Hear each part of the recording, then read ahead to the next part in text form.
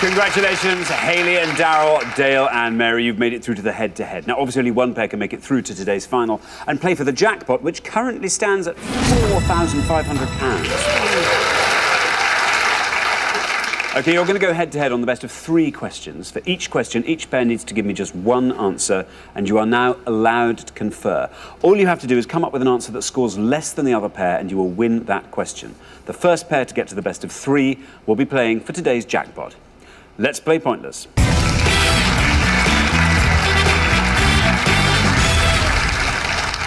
OK, here is your first question. We gave 100 people 100 seconds to name as many countries that have hosted both the Summer and Winter Olympics as they could.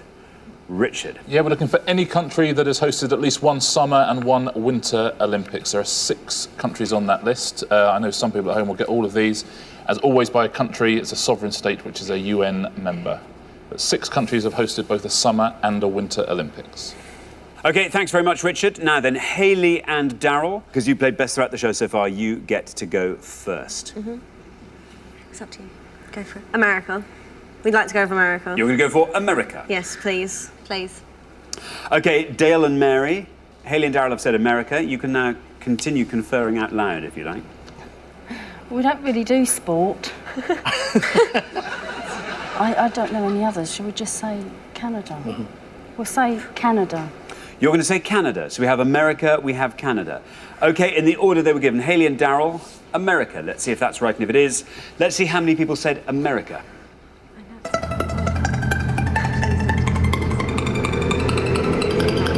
Very well done. 32 for America.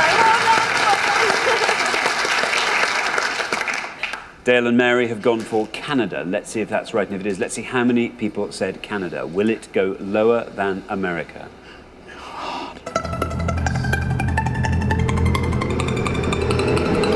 Yes, it will. Look at that, 27. Very good.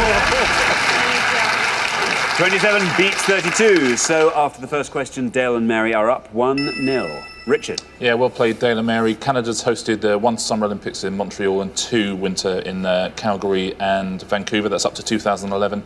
And the USA have had 4 of each, 4 Summer and 4 Winter. Let's take a look at all 6 answers here, see how many you got. The best answer you could have given was Italy, which would have scored you 4 points. Germany would have scored you 6, Japan with 9, France 10, and there's the 2 answers you've already had. Canada 27 and the USA 32. Now, obviously, there's only room for 2 pairs in the head-to-head, so one team is going to be leaving us at the end of this round. OK, our category for round 2 this afternoon is football. Oh, Jeanette, I'm sorry. You've had acid, you've had football. Listen, you survived acid. True. I don't know if I'll survive football. Well, let's find out. Can you all decide in your pairs who's going to go first, who's going to go second? And whoever's going first, please step up to the podium. Our question for round 2 concerns football managers and their teams. Just gets better and better, doesn't it? Football managers and their teams, Richard. Yeah, we're going to show you 6 football managers on each pass. We asked 100 people which English Premiership team did they manage as of April 2011. The more obscure ones will score you fewer points. However, if you give us an incorrect answer, you're going to score 100 points. There's 12 managers in all, 12 teams to guess. A couple of them are Scottish, if that helps. The people, not the teams. We are looking for the teams, the Premier League football clubs that were managed by these people, and we have got Ian Holloway, Tony Pulis, Arsene Wenger, Harry Redknapp, David Moyes and Mark Hughes. I'll read those one more time. Ian Holloway, Tony Pulis, Arsene Wenger, Harry Redknapp, David Moyes, Mark Hughes. OK, there are the 6 managers. We are looking for the Premier League teams that they managed. Now, Jeanette. I'll take a guess, and it is a guess. I think Arsene Wenger. I don't know why, but I've got Chelsea in my head, but I have no idea. OK. It's a guess, Chelsea. Arsene Wenger, you are saying Chelsea. Let's see if that's right. Good luck, Jeanette. Let's see if it's right, and if it is, let's see how many people said it. Arsene Wenger, Chelsea. Oh, bad luck, but well tried, Jeanette. I'm afraid that's an incorrect answer, which means you score the maximum of Just 100 points. I'm sorry. Wasn't my category at all. Well, it wasn't a bad guess. Richard? Yeah, unlucky, Jeanette. I won't give you the correct answer till the end of the No. round, just in case any of the other teams want to have a go at that one. Yeah. Thank you very much. Now then, John, we come to you. Yes, I know them all actually, but I'm gonna stick with Ian Holloway and Blackpool. Ian Holloway, Blackpool, you are saying. Let's see if Ian Holloway, Blackpool's right. And if it is, let's see how many of our 100 people knew that answer. Well done. That's right. And it goes. 18.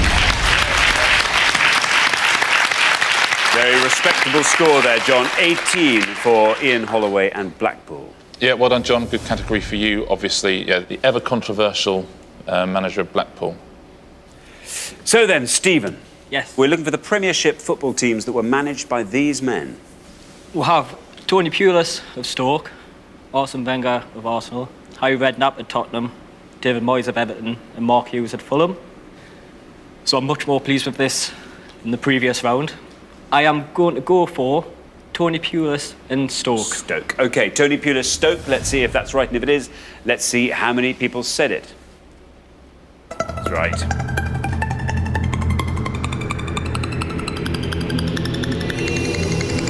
Very well done indeed, Stephen. 7 points. 7 points for Tony Pulis and Stoke City. Yeah, well played, Stephen. As you say, an easier round than acids, although you can also use Tony Pulis to descale your car radiator. Let's take a look at the whole of the rest of the board. It's not actually the best answer on the board, funnily enough. Arsene Wenger, Jeanette, as you heard, he's Arsenal, would have scored you 69 points, a very big score. Harry Redknapp, Tottenham, 44. David Moyes of Everton, 26. And the lowest answer of all, 6 points, Mark Hughes of Fulham. And that's as of the start of April 2011. OK, we're halfway through the round. Let's take a look at the scores as they stand. Stephen and Steve, 7 points, looking very, very strong. John and Patrick, likewise at this stage, because Jeanette and Stephen W., I'm afraid you are way ahead on 100. Stephen, you're going to have to find a really good, obscure, low answer and hope that someone else trips up in the next pass. OK, we're going to come back down the line. Can the second players please take their places at the podium? OK, we're going to put 6 more football managers on the board, and we have got Roy Hodgson, Alex Ferguson, Carlo Ancelotti, Roberto Mancini, Steve Bruce, Alan Pardew. I'll read those one more time. Roy Hodgson, Alex Ferguson, Carlo Ancelotti, Roberto Mancini, Steve Bruce, and Alan Pardew. Remember, we are looking for the clubs that these men managed, and you're trying to find the one that the fewest of our 100 people knew, obviously. So, Steve. The low scorers on 7. The high scorers are Stephen and Jeanette on 100. If you can score 92 or less, you are in the head-to-head. Well, again, it's a good subject. I'm a little bit disappointed you've put Steve Bruce ahead of Alan Pardew, though. So I'll go with Alan Pardew, Newcastle. Alan Pardew, Newcastle, you're saying. Let's see if that's right. And if it is, let's see how many people said it. There's your red line, nice and high. Alan Pardew, Newcastle. It's right, you're through to the next round. Down it goes, look at that. It's 5, very well done. 5 for Alan Pardew takes your total up to 12. Richard. Yeah, well done, Steve. That really fell into your lap. Yeah, the Newcastle manager took over from Chris Hughton. It was very controversial at the time, but it seemed to work out all right. You happy enough? Yeah, happy with him. Doing the job at the minute, so can't complain. Very good, thanks, Richard. Now, Patrick, you are on 18. The high scorers are Stephen and Jeanette on 100 still. If you can score 81 or less, you are through to the head-to-head. My club's up there, and I think you've got, unlike Steve, complaining about Alan Pardew, I think you've got the right man at the top there. Roy Hodgson, West Bromwich Albion. West Bromwich Albion, Roy Hodgson, you're saying. Here's your red line. Oh dear, Stephen W. If he comes down past the red line, there's going to be a little ping, and on that ping, I'm afraid, we will be saying goodbye to you. Yep. Let's see if it's right, and if it is, let's see how many people said West Bromwich Albion. It is right. Oh dear, I'm sorry, Stephen. 5 Very well done. Takes your total up to 23-5 for Roy Hodgson. Yeah, I have to say, Stephen and Jeanette, I don't think I've ever seen a team be so unlucky in a question coming up. Yeah. Got a Newcastle fan and a West Brom fan in a row. Yeah, absolutely. Roy Hodgson was, of course, Fulham manager, then Liverpool manager. They treated him very shabbily, and now West Brom manager. OK, thank you very much, Richard. Stephen W., we come to you. Yeah, I know the ones that are left. Thanks, guys, for leaving me them. Fergie is Man United. Carlo Ancelotti, Chelsea. Roberto Mancini, Man City. So Steve Bruce would have been my answer of what's left, and he's the manager of Wigan. Steve Bruce, Wigan, you are saying. Let's see if it's right, and if it is, let's see how many people said it. Steve Bruce, Wigan.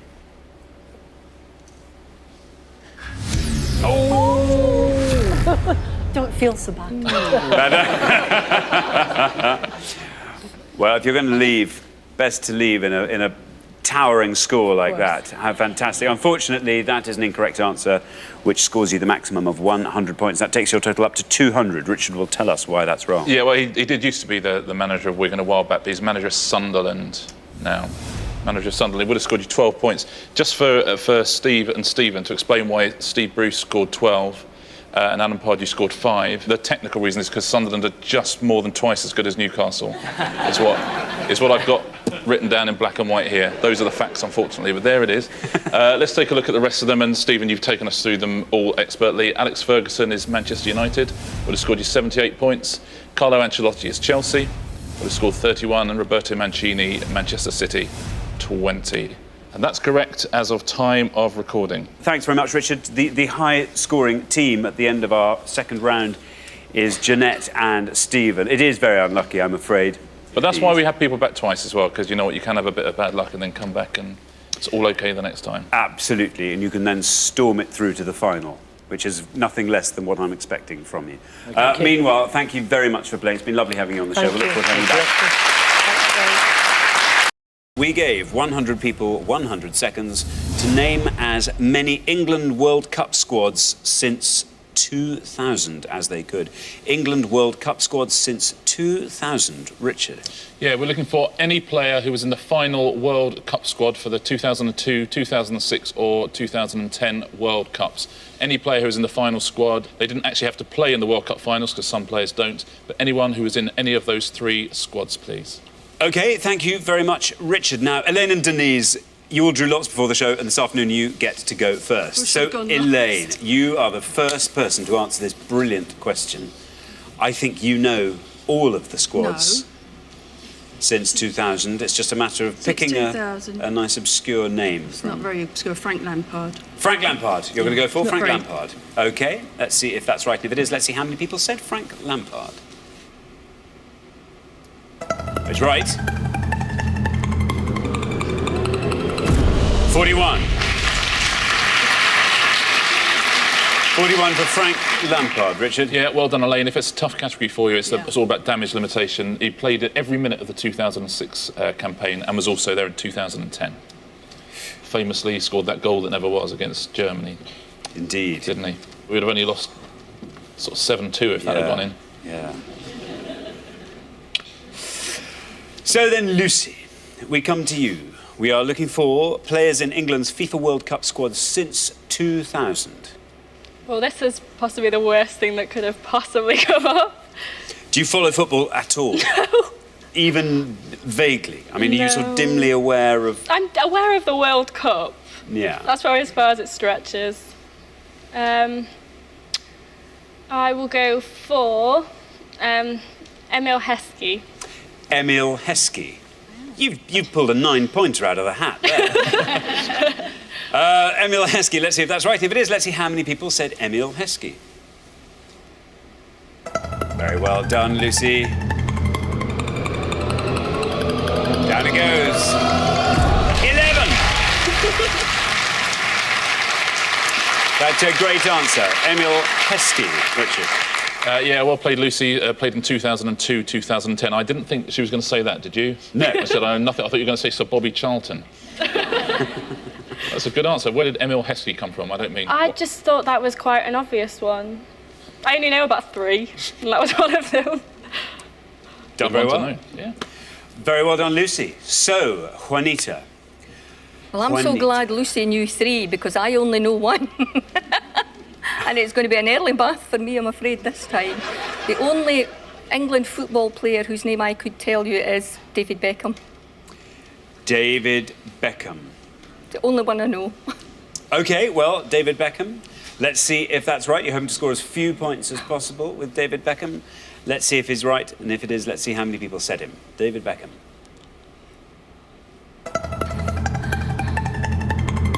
63. Not bad. 37 better than 100. Richard. Yeah, again, you know, it's not 100. The only England player to score in 3 World Cups, David Beckham. Now then, Nick, we come to you. So remember, we're looking for England players in any of the England World Cup squads since 2000. I'll go for Neville, Gary Neville. Gary Neville. You are saying Gary Neville. Let's see if that's right. And if it is, let's see how many people said Gary Neville.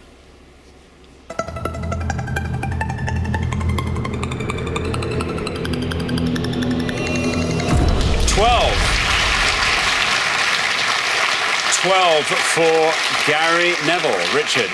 Yeah, good answer. Played in '98, but also played in 2006. So a correct answer here.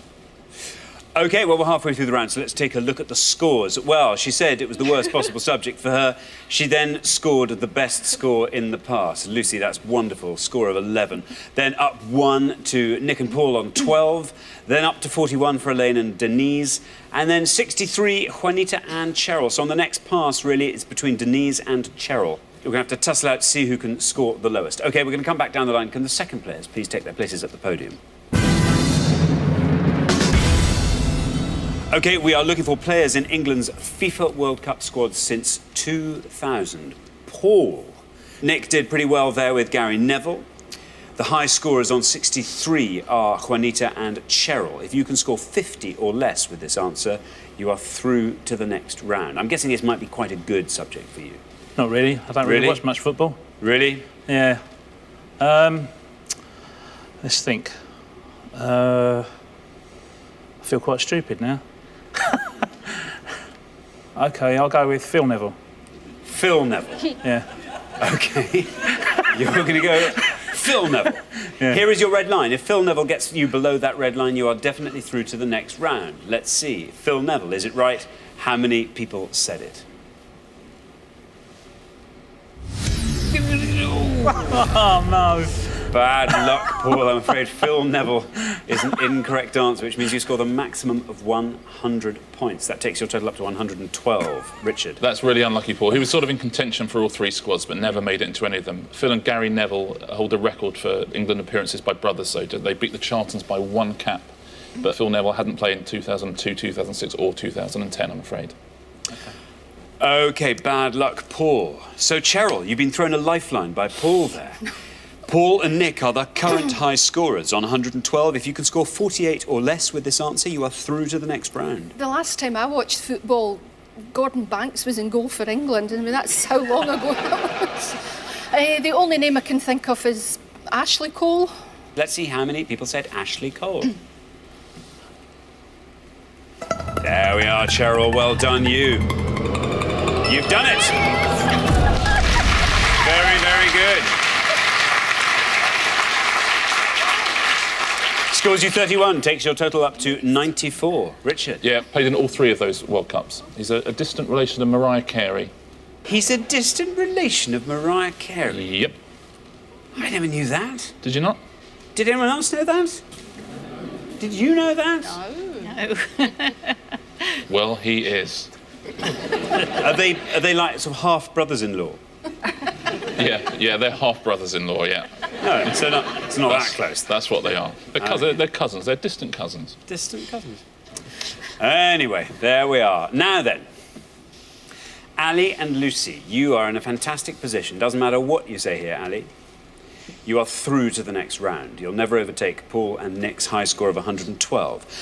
Bearing that in mind, Ali, why not go out on a limb, see if you can find a pointless answer? There must be a pointless squad member. There must be. I've got loads of footballers' names running around my head, and no one's mentioned a goalkeeper yet, I don't think, so I'm going to go for David James. David James, you are saying. Well, as I said, you are through to the next round, whatever happens. So there's no red line for you. Let's see, David James. Is it right? How many people said it? David James.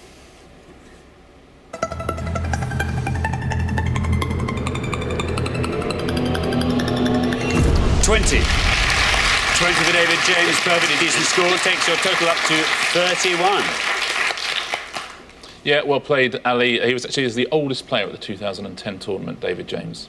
He's 62. Right, now then, Denise. Oh, this 41. isn't my subject. It isn't? Not really, no. You are on 41. The high scorers remain Paul and Nick on 112. That means if you can score 70 or less, Okay. you are through to the next round. I'm trying to remember when I've sat with my sons watching football. I'll try Teddy Sheringham. Teddy Sheringham, you are saying. Teddy Sheringham. Let's see if that is right. And if it is, let's see how many people said Teddy Sheringham. It's right! And you are through. Look at that, Denise! The best score of the whole round. 2 points for Teddy Sheringham. Takes your total up to 43. Richard. Yeah, well played, Denise. I think scored very, very low score because he was really reaching the end of his career in 2002, so people, I think, didn't realise he played then. And one of the pointless answers actually bears that out as well. There's only 4 pointless answers of all the names of anyone in those squads. So let's take a look, see how you did at home. Martin Keown played in 2002, the Arsenal defender. He was pointless. Danny Murphy, who was in the 2002 squad, withdrew from injury, now Fulham captain. See, Gareth Southgate was a pointless answer. Very famous, but I think people perhaps forgot that he was still around in 2002. And Kieran Dyer was also a pointless answer. Very well done if you said any of those 4 at home. Let's look at the top scorers, the ones that most people from our 100 said. John Terry on 43. Wayne Rooney on 61, and David Beckham up there on 63, the most popular answer of all. Thank you very much, Richard. So, at the end of round 1, the losing pair with the highest score, Paul and Nick. Dear, oh dear, oh dear. Oh, Phil Neville. Not a lot I can say about that, really, is there? Yeah, that's a shame. I'll never live it down. A great shame. We have to say goodbye to you now, but we will see you again next time. OK. Very best of luck then. I'm sure you will go further than round 1. Meantime, thanks very much for playing. Great contest. Thank you.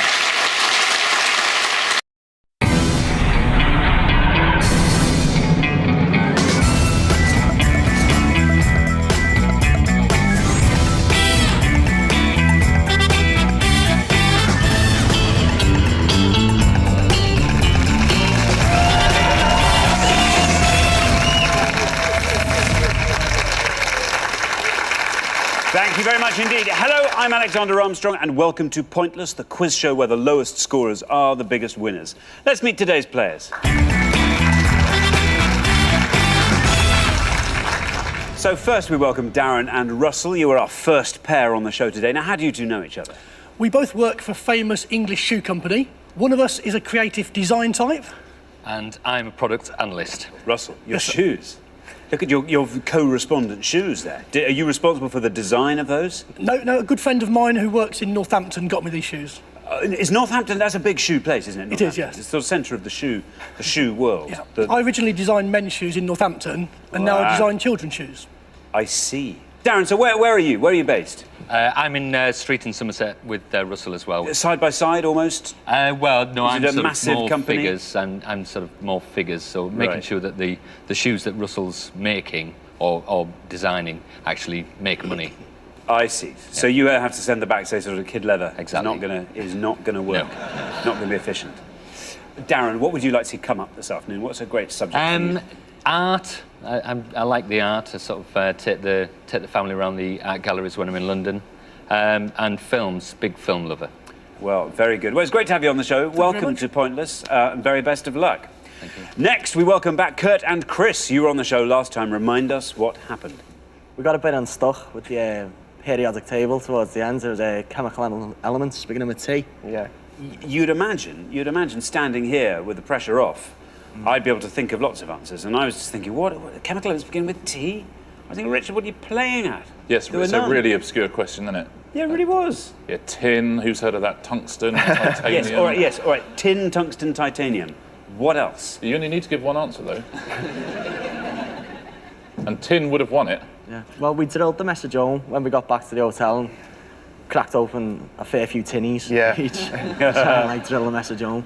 Well, listen, welcome back to the show. Very best of luck. Now we welcome back Hilary and Will. You were also on the show last time. Everyone gets 2 chances to reach our pointless final, and this is your last chance. Remind us how you did. A bit of a disaster. The category was mushrooms, and the answers that I wanted to give were taken by the people ahead of me. But to be honest, like, they gave really good answers, so there wasn't much competing Edible with it. mushrooms. Yeah, it was tough. Yeah. It was tough. Tough but educational. So, you know, we got something out of it. Very good. Will, what would you like to see come up this afternoon? I suppose probably geography or any global politics or something like that. Hilary, what would you like to see come up? Yeah, same again. Geography, animals, maybe something a bit sciencey. Like, I quite like the idea of that periodic table one. I might have given a good guess to that, but... It's great to have you back on the show, and please, let's have you for longer than just one round this time. Thanks, we just hope so. OK, well, fingers crossed. Best of luck. And finally, we welcome Ron and Pauline. Now, how do you two know each other? Ron is my eldest brother, and we are a family of 6. A family of 6? So, Ron, you're the oldest? I'm the oldest. Oldest 6. Now, where do you come in the run, Pauline? I'm in the middle. In the middle. What do you do, Ron? I was a PSV fitter, repaired buses. Very good. And how about you, Pauline? I used to work in a glass factory that produced your light bulbs on your fluorescent tubes. Wow. And your Christmas decorations. Yeah, we just get through Alexander's a lot. light bulbs. Yep. We get through a lot. That is quite a niche factory, although you've got a big house. And when it comes to Christmas, yes. Well, very best of luck. It's lovely to have you on the show. We'll find out more about all of you as the show progresses. There's only one person left for me to introduce. He farms the fields of knowledge, planting seeds of obscurity that will one day grow into unusual facts and figures. He is my pointless friend. He's Richard. Hiya.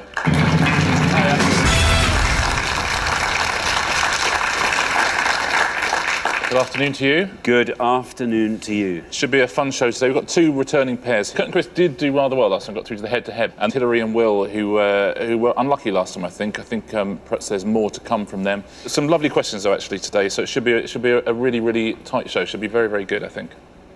Very good. Well, thanks very much, Richard. We put all our questions to 100 people before the show, but this is pointless, so we are after the obscure answers they didn't get. To stay in the game with a chance to win our jackpot, all our players need to do is score as few points as they possibly can. What everyone's trying to do, of course, is find a pointless answer. That's an answer that none of our 100 people gave, and each time that happens, we will add £250 to the jackpot. Nobody won the jackpot last time, so we add another £1,000 to that. So today's jackpot starts off at £8,000. Right, let's play Pointless.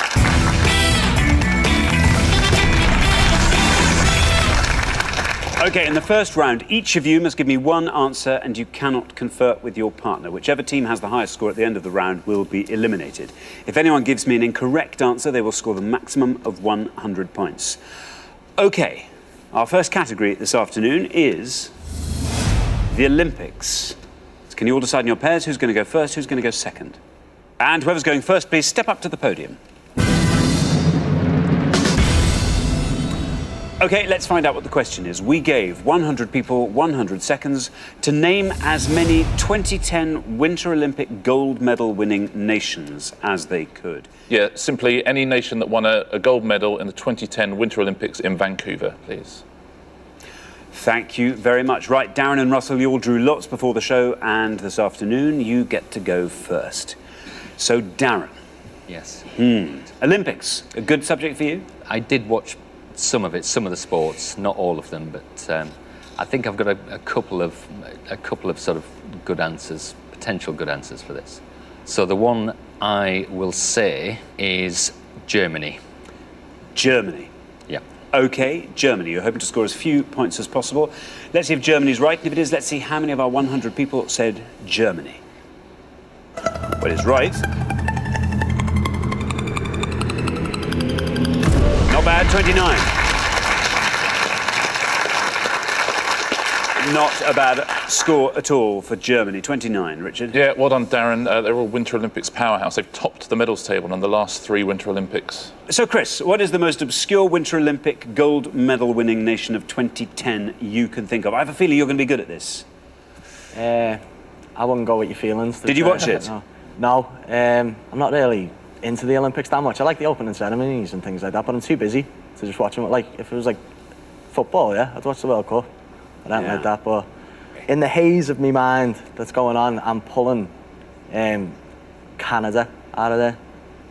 So that's who I think would be really good at the Winter Olympics. Okay, I think they would be very good. You're hoping to score as few points as possible. You're saying I don't think Canada? It's going to score less than Germany, but I think it's right anyway. Sounds good to me. Canada, you're saying. Let's see if it's right. And if it is, let's see how many people said Canada. That's right. 40. 40 for Canada. Richard. Yeah, well, Germany topped the gold medal table in the last 3 Olympics, and Canada did it this time, and they're on the home ground of Vancouver. Okay, so Will. Yes. We come to you. Okay. Now, do you watch the Winter Olympics at all? If it's on and I happen to be home, I might watch a bit, but I prefer the Summer Olympics. They're a bit more exciting. But I'd say I study Russian, so I guess I would have to say Russia and hope that they did. Okay, you hope to score as few points as possible with Russia. Let's see if it's a correct answer. And if it is, let's see how many of our 100 people said Russia. Good luck. Very well done, Will. Okay.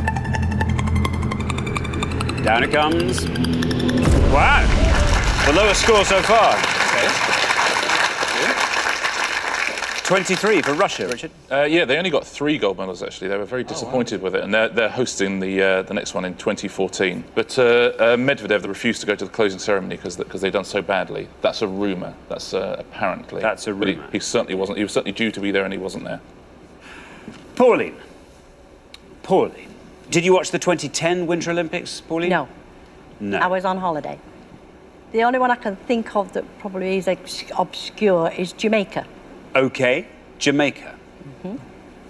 You're hoping to score as few points as you possibly can with this. Let's see if Jamaica is correct, and if it is, let's see how many people said Jamaica. What do you think, Ron? Cool Runnings. That's what I'm thinking. Fingers crossed. Is it right? How many people said Jamaica? Bad luck, Pauline. I'm afraid that is an incorrect answer, which means you scored a maximum of 100 points. I'm sorry. Richard. Yeah, sorry, Pauline. They did participate in 2010. Obviously, they had the very famous bobsleigh team from 1988 featured in Cool Runnings, but they didn't trouble the Goldsmiths, I'm afraid. Okay, well, we're halfway through the round, so let's take a look at the scores as they stand. Will and Hilary looking very, very strong there on 23. Then up a few to 29 for Darren and Russell. Then up to 40 for Chris and Kurt. All relatively close there. And then way out in front there are Pauline and Ron. Now, Ron, you're going to have to find a really low-scoring answer in the next pass if you're going to hope to stay with us for round 2. Okay, we're going to come back down the line. Can the second players please take their places at the podium? Okay, we are looking for 2010 Winter Olympic gold medal winning nations. Now then, Ron. Must admit, I didn't really watch the Olympics, but I would imagine Norway would be pretty low down in the list. Norway, a lot of nods from across the line there. Okay, well, Norway, you are saying. There's no red line for you, Ron, because you're the high scorers. Let's just hope Norway goes down as far as it possibly can. Norway, is it right, and how many people said it?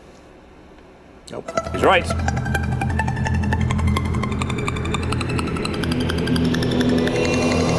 Very well done. 11, Ron. The lowest score of the round so far. 11 takes your total up to 111. Will it be enough to see you through, Richard? Yeah, very well played, Ron. As Xander said, it's the best answer yet. Yeah, one of the traditional Winter Olympic powerhouses. They won 9 golds in Vancouver. Hilary, we are looking for 2010 Winter Olympic gold medal winning nations. You're on 23. The high scorers on 111 are Ron and Pauline. If you can score 87 or less, you are through to the next round. Yeah, hopefully this isn't a great category for me. I'm not really much of a sports fan. I'm going to have to kind of go out on a limb a bit. I'm thinking I'm going to go for Switzerland because I know they ski quite a bit and I have vague memories of watching them ski quite well. So Let's say Switzerland. Switzerland. Well, let's hope Switzerland's right and gets you a score below 87. Here's your red line, nice and high. If Switzerland gets you below that, you are through to the next round. Let's see if that's right, and if it is, let's see how many people said Switzerland. Yes, it's right, and you are through to the next round. That's all you had to do. Wow, 12. 12 takes your total up to 35. Only 12 people for Switzerland, Richard. Amazing, isn't it? You think an awful lot of people would have said that, at least would have guessed it. But yeah, 6 golds and all in skiing, actually. Thanks very much, Richard. Now, Kurt and Chris, you're on 40. Ron and Pauline are still the high scorers on 111. If you can score 70 or less, you're through to the next round. What do you think, Kurt? I'm just basing my answer on countries that have snow, really. So I'll go for Sweden. Sweden. OK, you're saying Sweden. Here's your red line. Below that red line, you're through to the next round. Is Sweden right? And if it is, how many people said it? Sweden. Well done, it's right. And you are through to the next round. Very well done. Still going down, 11. Very well done. That takes your total up to 51. Sweden, Richard. Yeah, well played, Kurt. Good tactics again. 5 golds for the Swedes in Vancouver. Very good. Now, Russell. Yes, sir. You are the last to answer on this. The high scorers are still Ron and Pauline on 111. You're on 29, which means you can score 81 or less and still get through. I think at the last Winter Olympics, the winner of the skeleton bob was from Great Britain. So Great Britain, is your answer. There it is, there's the red line. Let's see if Great Britain can get us below that red line. Best of luck. Russell, is that right, Great Britain? And if it is, how many people said it? Quite right, Russell. And you are through to the next round. Look at that, 48. Very solid answer. Takes your total up to 77. Richard. Yeah, very big score for the UK, though. Yes, Amy Williams, who won it. The first woman to win an individual Winter Olympic gold for Britain for 58 years. Amy Williams, very impressive. Let's take a look at some of the pointless answers, though. There's some low answers. A good answer is the Netherlands was a very good answer. Would have scored you 1. They won a lot of medals in the speed skating. Not a traditional winter nation, but would have been a good answer. There's 3 pointless answers. There's the Czech Republic, who won 2 medals in speed skating. There's Poland, who won in the cross-country, and Slovakia, who won in the women's biathlon. Let's take a look at the most popular answers. These are the ones that most of our 100 people said. Starting in third, there's Canada with 40, which we already heard from Chris. Then we got Great Britain, which we also just heard from Russell.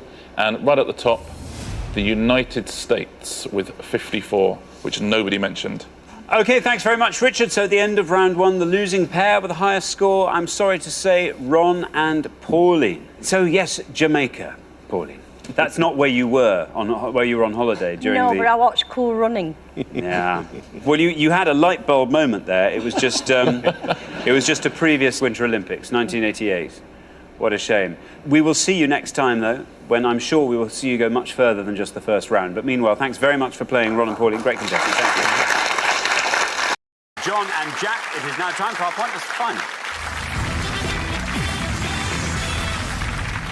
Well, huge congratulations, John and Jack. You've seen off all the competition and you have won our coveted pointless trophy.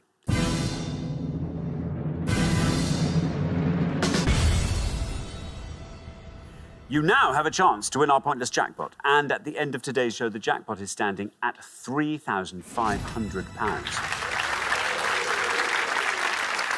Well, we got there eventually. Last time, all the way through to the head-to-head as our golden couple, and you failed to get through. This time, 2-0 as the underdogs. And also, John, it means you can take a pointless trophy back to work. Just in case they doubted you at all. I'm sure they wouldn't have done, but you never know.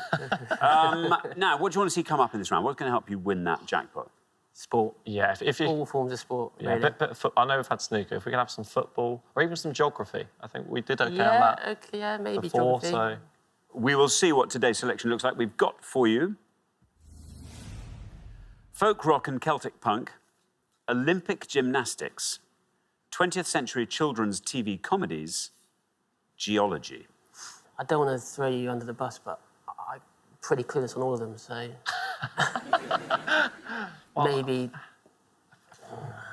I think I know maybe 2. I don't think it'd be pointless. It's gymnastics, not gymnasts, sorry. So it's about the events. Maybe. perhaps. 20, do you know anything about gymnastics? I know significantly less than you, but... What do you want to go with? I'd feel comfortable going with gymnastics. I think you're going to do better than you realise. Yeah. Could All be. right. Should we go Olympic gymnastics and just hope? Yes. We'll go for Olympic gymnastics, please. OK, Olympic gymnastics it is. Okay, grudgingly, right? Very grudgingly. We're looking for any of the following, please. We're looking for any man who's won a medal in the individual all-round artistic gymnastics all the way through from 1900 to the 2016 Olympics, please. Any woman who's won a medal in the same event. That's from 1952 through to 2016, or any country which has taken part in the rhythmic gymnastics Olympic group competition. That's from its first appearance in 1996 all the way through to 2016. OK, as always, you've got up to a minute to come up with your 3 answers. Are you ready? Yes. Yep, let's put 60 seconds up on the clock. There they are. Your time starts now. OK, so I know a few gymnasts, like Beth Tweddle. I know Max... Is it artistic gymnastics? Yeah, that's true. I think we just take 3 punts on countries, to be honest with you. Don't you? Yeah, I mean, at the very least, we should have 1 poke there. Artistic gymnastics. Not entirely sure what that... No, I'm not. That's why I think rhythmic is the same, you know, just still narrowing the field. But I think countries you can just pick. So what should we go for then? Something that's... We had like... Malaysia, for example. Malaysia. You did Colombia the other day. That seemed to work well for us, didn't it? Yeah, I mean... They actually had some gymnastic medals. Colombia,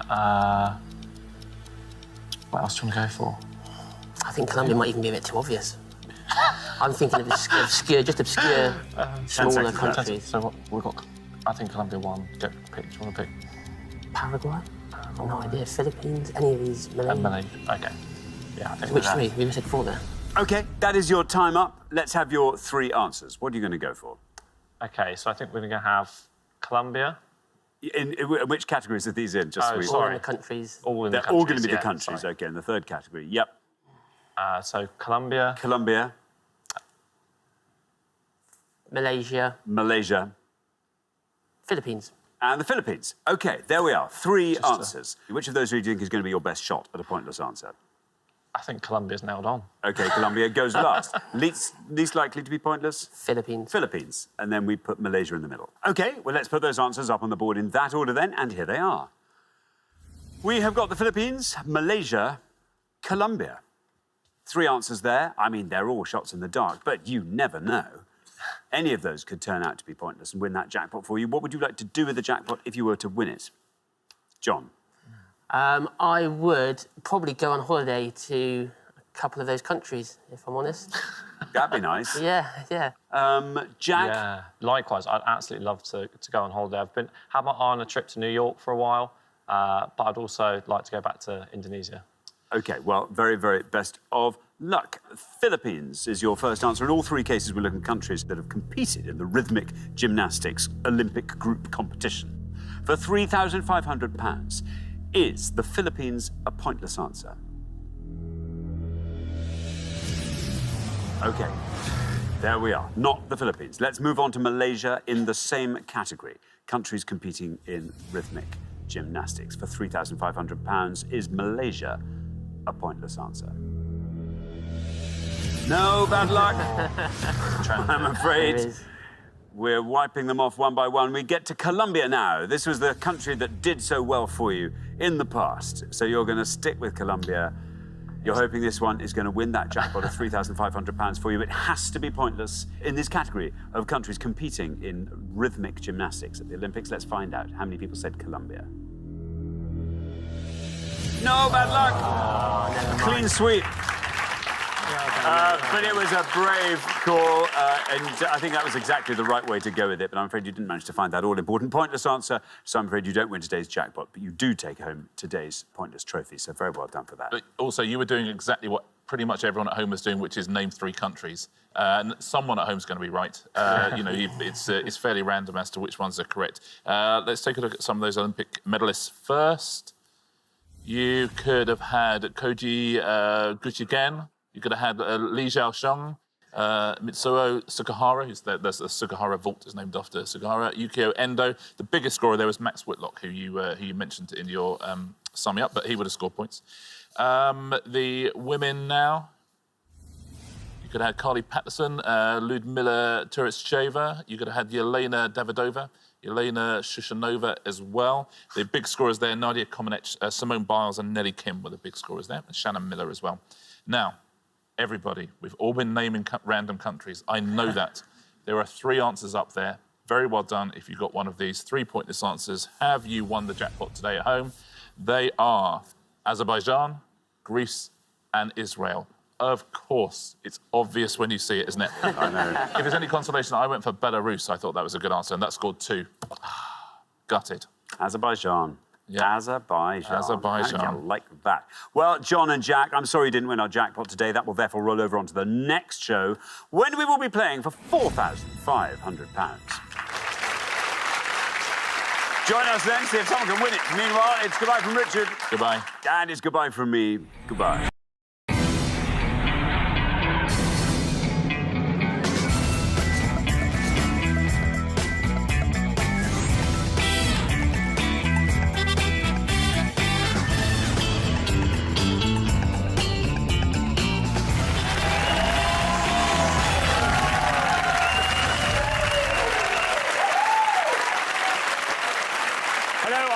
Armstrong, and this is Pointless, the quiz show where the lowest scorers are the biggest winners. To stay in the game, our contestants need to score as few points as possible.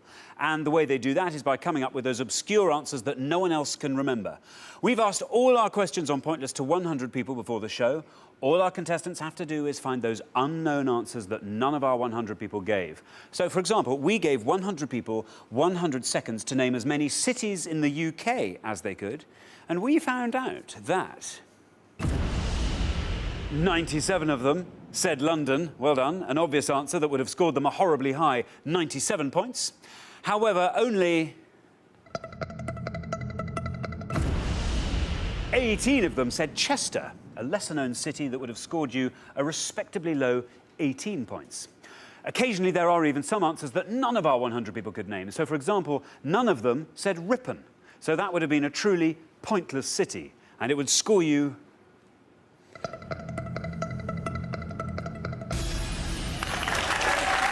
absolutely nothing.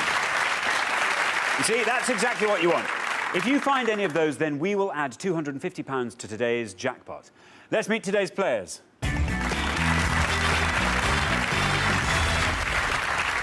Welcome, Dan and Stuart. You are our first pair on the show. How do you two know each other? We're father and son. Excellent. He's a miracle child, actually. When he was 2 years old, he fell backwards down a flight of steps and landed on his head at the bottom of the cellar. We thought he'd die, but he's here. Oh, fantastic.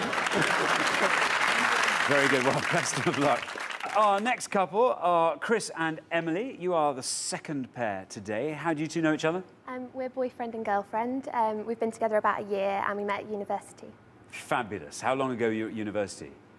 We've just finished now, about 3 months So you knew each other ago. all the way through university and you've only just got together quite Yeah, recently? I know. He should have got his act together. He should have. Excellent. Well, let's hope you both do fantastically well this afternoon. Our next pair are Steve and Tracy. We give everyone 2 chances to reach the Pointless final. You did fantastically well in the last show. Any areas you're really hoping we don't get onto this afternoon? Sport. We're not too good with sport. OK. Well, best of luck to you. Our fourth pair, we welcome back Andy and George. It's your second and final chance to reach the Pointless final today. Remind us who you are. I'm Andy, this is George. We're from Sheffield. We've worked together for a long time and we've been friends ever since. Excellent. Well, best of luck this afternoon. And our final pair, we welcome back Catherine and Ben. You managed to reach the head-to-head on the last show. You did so well, but you just didn't quite make it to the final. You hoping you can go all the way today? Who knows? It depends on what the topic is. You either know it or you don't. It does. I'm afraid it does. Oh, well, best of luck to you all. Of course, there is just one final person I need to introduce. He is the keeper of all the pointless facts and figures. He's my pointless friend. It's Richard. Richard, how are you? I'm really well. How are you? Seldom better. Excellent. Yeah, as you say, I've got all the facts here, and after the end of each question, I will be going through the best answers you could give. That's the ones with the lowest scores, the ones that the least people said. Also going through any pointless answers. What I'll also do on each question, go through the worst things you can say. Those are the things that most people said, the highest scoring answers. And I always point out that you don't know any of the questions or any of the answers on today's show. So if you need to know anything, if there are any gaps in your knowledge, yeah, why don't you ask me? Hey, thanks, Richard. That's OK. Yesterday's finalists, Martin and Sheila, failed to win the jackpot of £2,250, so it rolls over, and today's jackpot total stands at £3,250.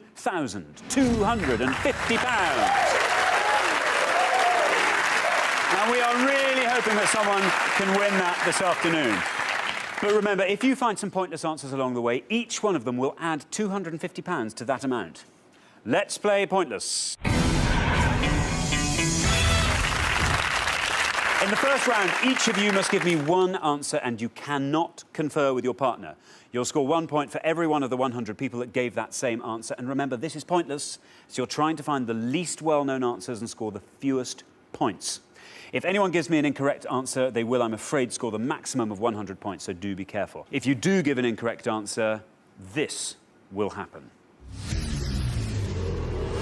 You really don't want to see that. At the end of the round, your combined score will be totalled up and the highest scoring pair will be eliminated. Only 2 pairs will make it through to our head-to-head semi-final, so the pressure is really on.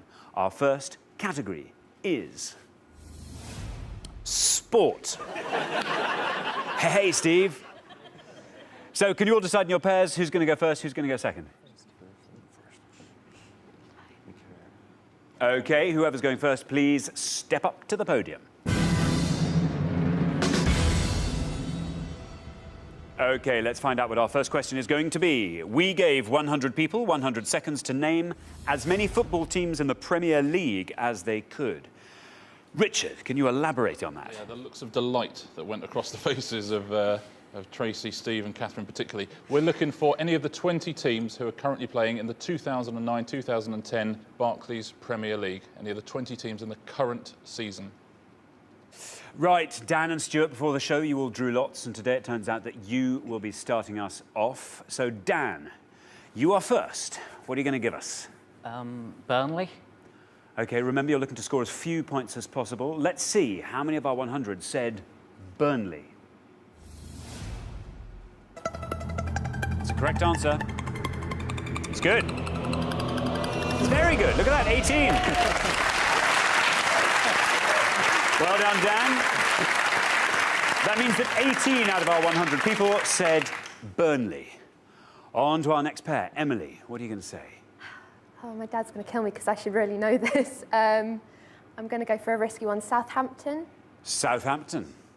Let's see how many of our 100 people said that. If it is a wrong answer, you will, of course, score the maximum of 100 points. Let's see how many of our 100 people said Southampton. Ah! Oh, dear, oh, dear. Unfortunately, that is a wrong answer, which means you score 100 points. Richard, Southampton. Yeah, you know what? I could not be any more gutted that that's not a correct answer. I'm a big, big Southampton fan. I think I'm taking this worse than Emily. Not only are they not in the Premier League, they're not even in the league below it anymore. They've gone down from that. Oh, bad luck, Emily. OK, just to remind you, we are looking for football teams in the Premier League, and we're looking for really obscure ones. Tracy. Oh, this is a tough one for me. I hate football, I'm sorry to say. I'm going to go for Middlesbrough. Middlesbrough. OK, let's see how many of our 100 people said Middlesbrough. Ouch!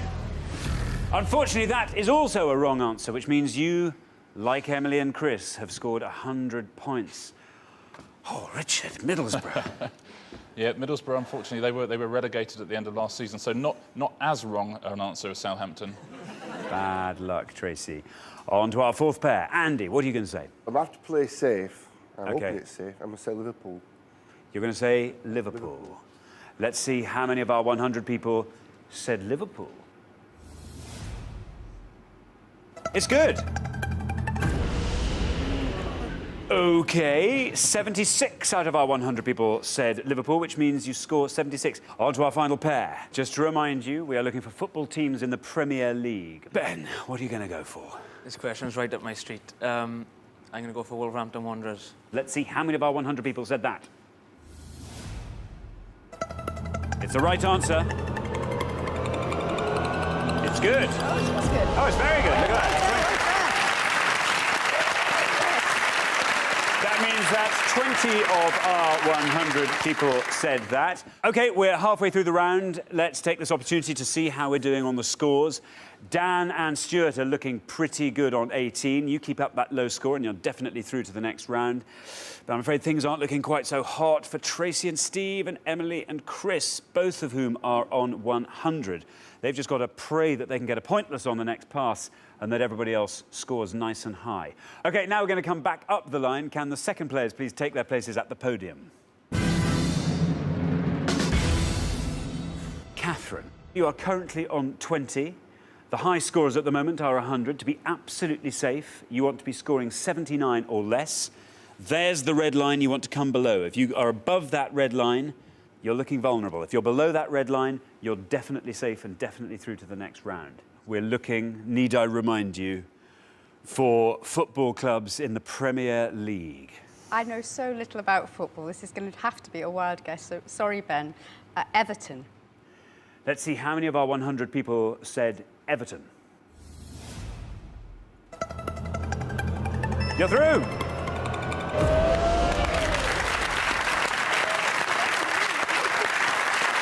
Very good. That means 55 of our 100 people said Everton, which brings your score up to 75. She did all right, didn't she, Ben? Yeah, not bad at all. OK, on to our next pair. George, what are you going to say? I'm going to say Wigan Athletic. OK, our current high scorers, of course, are Steve and Tracy and Chris and Emily. They're both on 100. To be absolutely safe, you want to be 23 or less. There's the red line. Let's see how many of our 100 people said Wigan Athletic. It's good. Oh, it's quite good. It's good enough. Look at that. Well done, George. That means that 19 of our 100 people said Wigan Athletic. That brings your total up to 95. You're safe. You're definitely through to the next round. On to our next pair. Steve, I need hardly remind you, you are current joint high scorers with Chris and Emily. You've got to hope that you score as low as possible with this. I'm trying to think of the other team that was promoted. I think it was Birmingham. I'm not sure, but I'm just going to go for it, Birmingham. OK. Remember, an incorrect answer will score you the maximum of 100 points. Let's see how many of our 100 people went with Birmingham. Oh, it's right. And it's not bad. 27. That means that 27 of our 100 people said Birmingham. That brings your total up to 127. You are the current high scorers, but there's everything to play for. Chris, we're looking for football clubs in the Premier League. What are you going to say? I've got to have a kind of stab in the dark because I've got to don't want to get any more than 27. So I think I'm going to go for it. I think I'm going to say West Bromwich Albion. West Bromwich Albion. As you said, you've got to score less than 27. Ideally, you want to be scoring 26 or less to be absolutely safe. Let's see how many of our 100 people said West Bromwich Albion. Ah! Ouch! Unfortunately, that's another wrong answer, which means you score another maximum of 100 points. Richard, West Bromwich Albion. Yeah, again, exactly the same as with Middlesbrough. They were relegated at the end of last season. Bad luck. As you've probably worked out, you are now unassailably our highest scorers, so you will definitely be out at the end of this round. That's a sigh of relief for Steve and Tracy. On to Stuart and Dan. You're absolutely safe whatever happens. Why not see if you can find a pointless answer and add 250 quid to the jackpot? I'll go with Blackburn Rovers. Very good. Blackburn Rovers. Let's see how many of our 100 people said that. It's a correct answer. It's not bad. It's good. Look at that. That means that 19 out of our 100 people said Blackburn Rovers, and that brings your score up to 37. So that's the end of round one. The losing pair with an enormously high score, I'm afraid, is Chris and Emily. Bad luck. You just don't quite know your football enough, do you? I had to take a risk with that answer and didn't pay off, so... Well, that's always the tough thing in this show. You know, if you want a pointless, you really have to stick your neck out, and that does mean you are vulnerable. But, Richard, what answers should they have gone for if they'd wanted to stay in? Well, there were no pointless answers in that round, so I'll just take you through the bottom three, the three lowest scores, the three things you should have gone for. Burnley, which we got from Dan, which is excellent, one of the promoted teams. Very good. But then also Hull City and Stoke City, both of whom were in the Premiership, been there for a couple of seasons now. The top five in this were exactly the same as the top 5 in the Premiership last season. It went Man United, Liverpool, Chelsea, Arsenal, Everton, exactly the same as the top 5. Well, thanks, Richard. OK, Chris and Emily, remember everyone gets 2 chances to reach our pointless final. So we'll see you again next time for your final chance. But thank you so much for playing. You've been great. For the remaining... And our question concerns US sports teams by definition. Richard. Yeah, I promise this is easy, even if you know nothing about American sport. We're going to show you the names of some American cities and the first initial of one of their major sports teams, but we're then also going to define the word that's missing. OK, so all you've got to do is fill in that word that's missing. Yeah. You'll have the initial, you'll have a definition as well. What can possibly go wrong? Nothing. Nothing, nothing. OK, so we are looking for these missing words in these US sports teams. Here's our first board of 7. Minnesota T. 2 children or animals born at the same birth, MLB. Milwaukee B. People or companies that manufacture beer, MLB. Washington C. Letters written in uppercase, NHL. Colorado A. A mass of snow, ice and rocks falling rapidly down a mountainside, NHL. Dallas C. Men who herd and tend cattle, performing much of their work on horseback, NFL. Cleveland C. Supporters of King Charles I in the English Civil War, NBA. And Tennessee T. The older gods who preceded the Olympians in Greek mythology, NFL. OK, let me read those out again. Minnesota T. 2 children or animals born at the same birth. Milwaukee B. People or companies that manufacture beer. Washington C. Letters written in uppercase. Colorado A. A mass of snow, ice and rocks falling rapidly down a mountainside. Dallas C. Men who herd and tend cattle performing much of their work on horseback.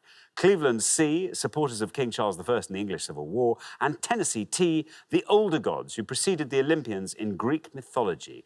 There we go. Now, Sophie, welcome. Great to have you here. Tell me all about yourself, Sophie.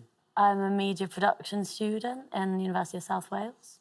Very good. What year are you in? 3rd year. Your 3rd year. Yeah. And media production. What sort of elements of media production are you focusing on? I do directing and a bit of camera work. Yeah. And will you be going on into media production, do you think? Yeah. Following graduation? I'm looking to do, like, a course out in LA for a few months and then come back to, go back to Cardiff and get a job. Good stuff. Well, good luck with that. Now, Sophie, what about these? It's not as bad as it sounded. No, I know. It's quite fun. I think all of them. I don't know which one will be lowest.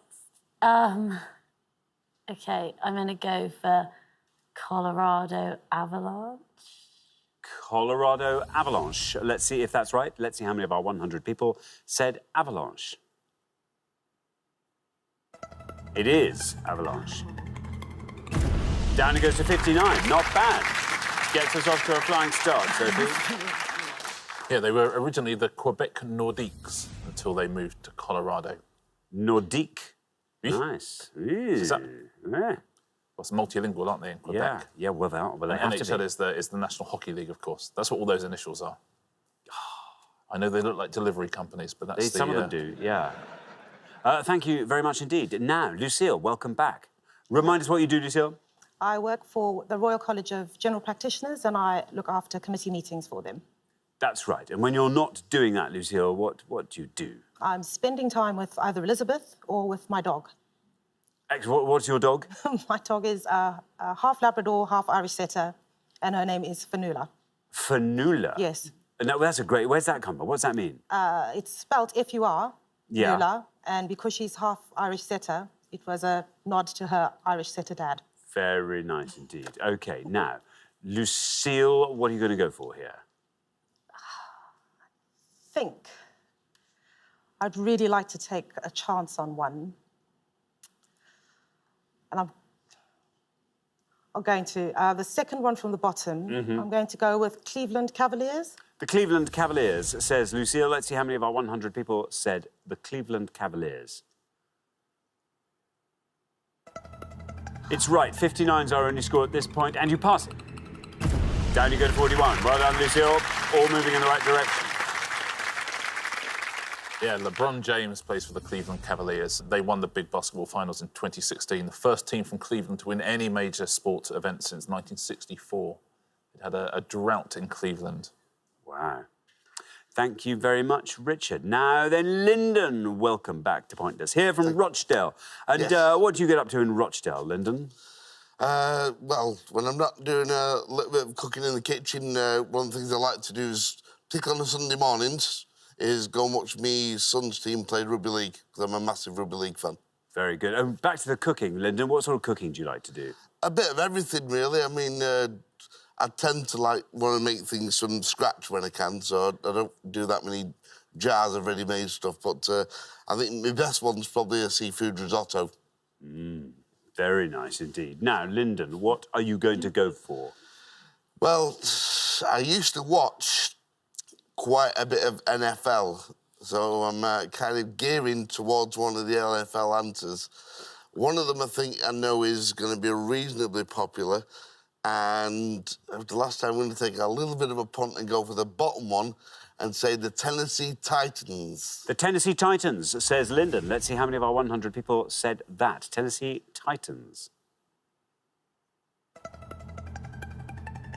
59's the high score, you pass it. 41's the low score, you pass it. 34.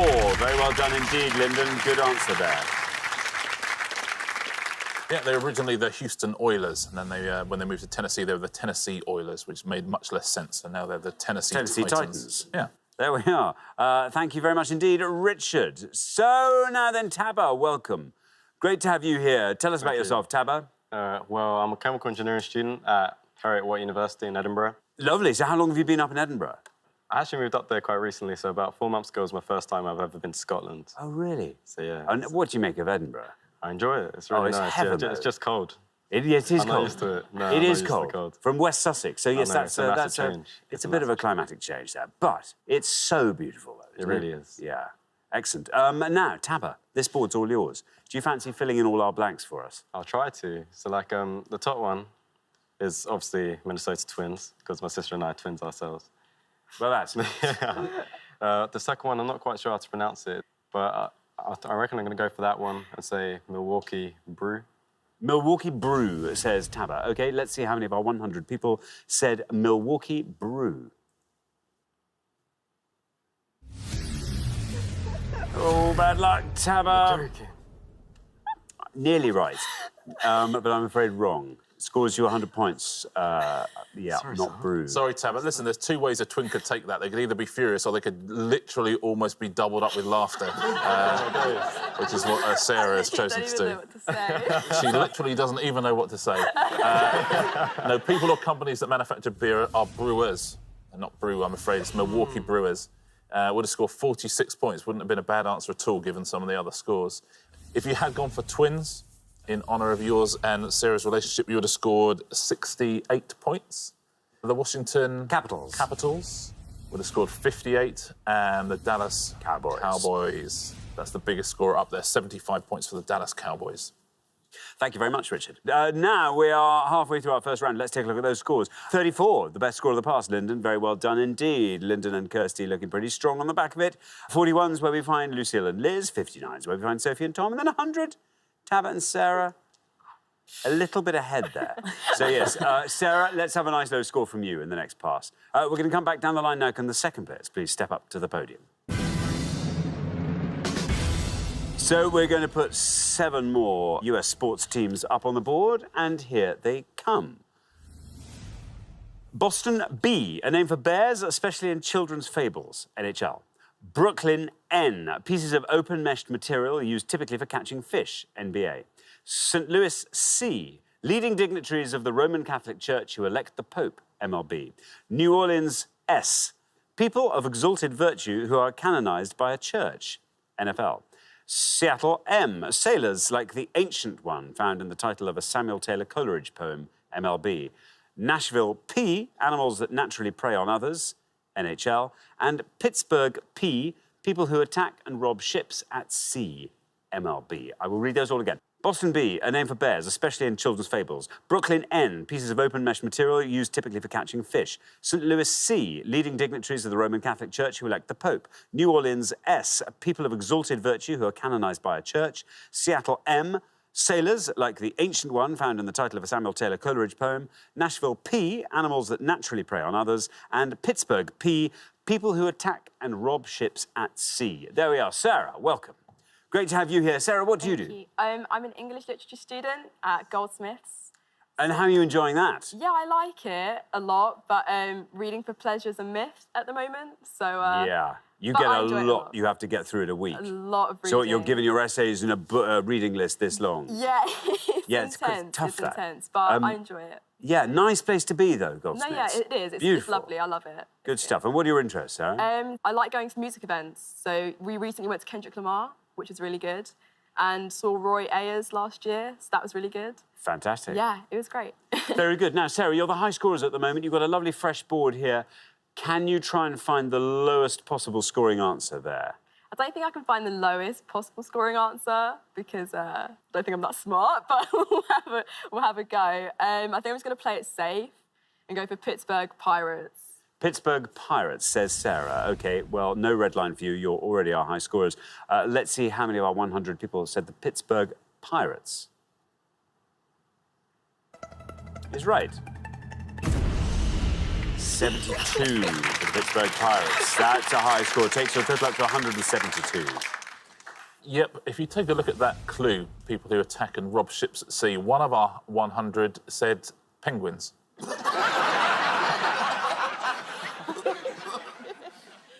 Wow, scourge of the Antarctic. They are. Yeah. It is, to be fair to that one, that is actually the name of the Pittsburgh ice hockey team, the Penguins, but it's a bad answer to that. Yes.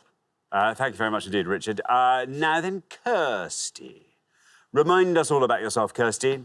I have an absolute fascination with Henry VIII and his life at court. So I'm thicking books up to my ears about Thomas Wolsey and all his wives.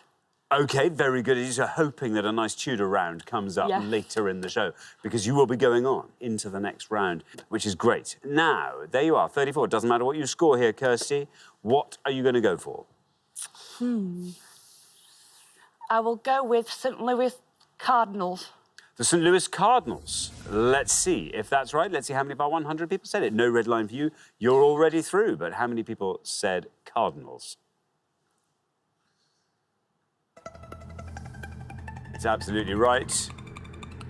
Look at that, down to 40. Another lovely low score there on that third podium. Total of 74. Well done.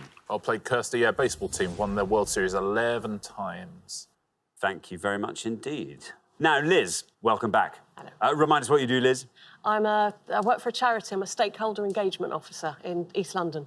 Very good indeed. And what are your interests? Well, I suppose I should really mention my family. So I've got a family that I'm quite interested in. So I've got 3 children. That's a good interest to have. So I forgot about them before. Oh, no, that's good. They'll be so relieved after last time. Your 3 children, do you remember their names? Yes, I've got Louis, Esme and Molly. Oh, lovely names. Liz, you are on 41 and you're through to the next round. Doesn't matter what you score.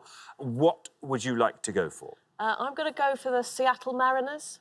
The Seattle Mariners, says Liz. No red line, you're already through. How many of our 100 said the Seattle Mariners? It's right. Down it goes to 48. Not bad at all. 89 is your total. Now, much like us, they've never reached the World Series. Thank you very much indeed, Richard. Now, Tom. Hiya. Welcome to Pointless. Good to have you here. Tell us about yourself, Tom. I'm in the same uni as Sophie in my 3rd year studying media production. Got a YouTube channel. What is your channel? What happens? 2 where I just do vlogs, and then another one where it's all about Doctor Who. Ah, well, you're in the right place for Doctor Who, of course. Yeah. Now then, Tom, you're on 59. Doesn't matter what you score, you're automatically into the next round, thanks to the high score over there on podium 4. Do you fancy talking us through this board and filling in our blanks for us? Not really. I think I only know 2 of them. I think the Brooklyn one will be Nets, I'm guessing, but I have no clue of the others apart from Nashville Predators, I think, and that's what I'm going to go for. You're going to go for the Nashville Predators, OK? Yeah. No red line, you're already through. How many people went for Predators?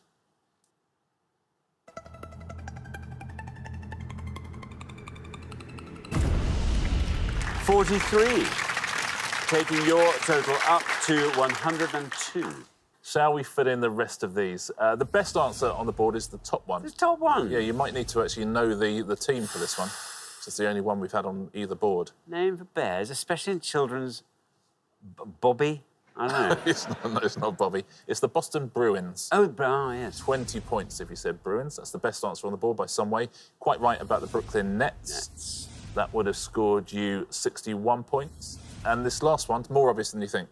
Saints. Yeah, New Orleans Saints. And that would have scored 56. The best answer up there is the Bruins. Thank you very much indeed. So we are at the end of our first round. We have to say goodbye to one of our pairs, Sarah and Tabba. We have to say goodbye to you, I'm afraid, but you'll be back next time. We'll look forward to that very much indeed. But meantime, thank you so much. Sarah and Tabba. As always, it will be the pair with the highest score at the end of each round that gets eliminated, so you know what you have to do. Keep your scores as low as you can. Best of luck to all 4 pairs. Our first category today is football. Can you all decide in your pairs? Who's going to go first? Who's going to go second? And whoever's going first, please step up to the podium. Let's find out what the question is. Here it comes. We gave 100 people 100 seconds to name as many teams at the FIFA Women's World Cup 2019 as they could. Yeah, simply looking for the names of any of the 24 national teams that took part in the finals of the FIFA Women's World Cup in 2019. Very best of luck. Thank you very much indeed, Richard. Teresa. Hello. Welcome. Welcome back. Thank you. Remind us all about yourself, Teresa.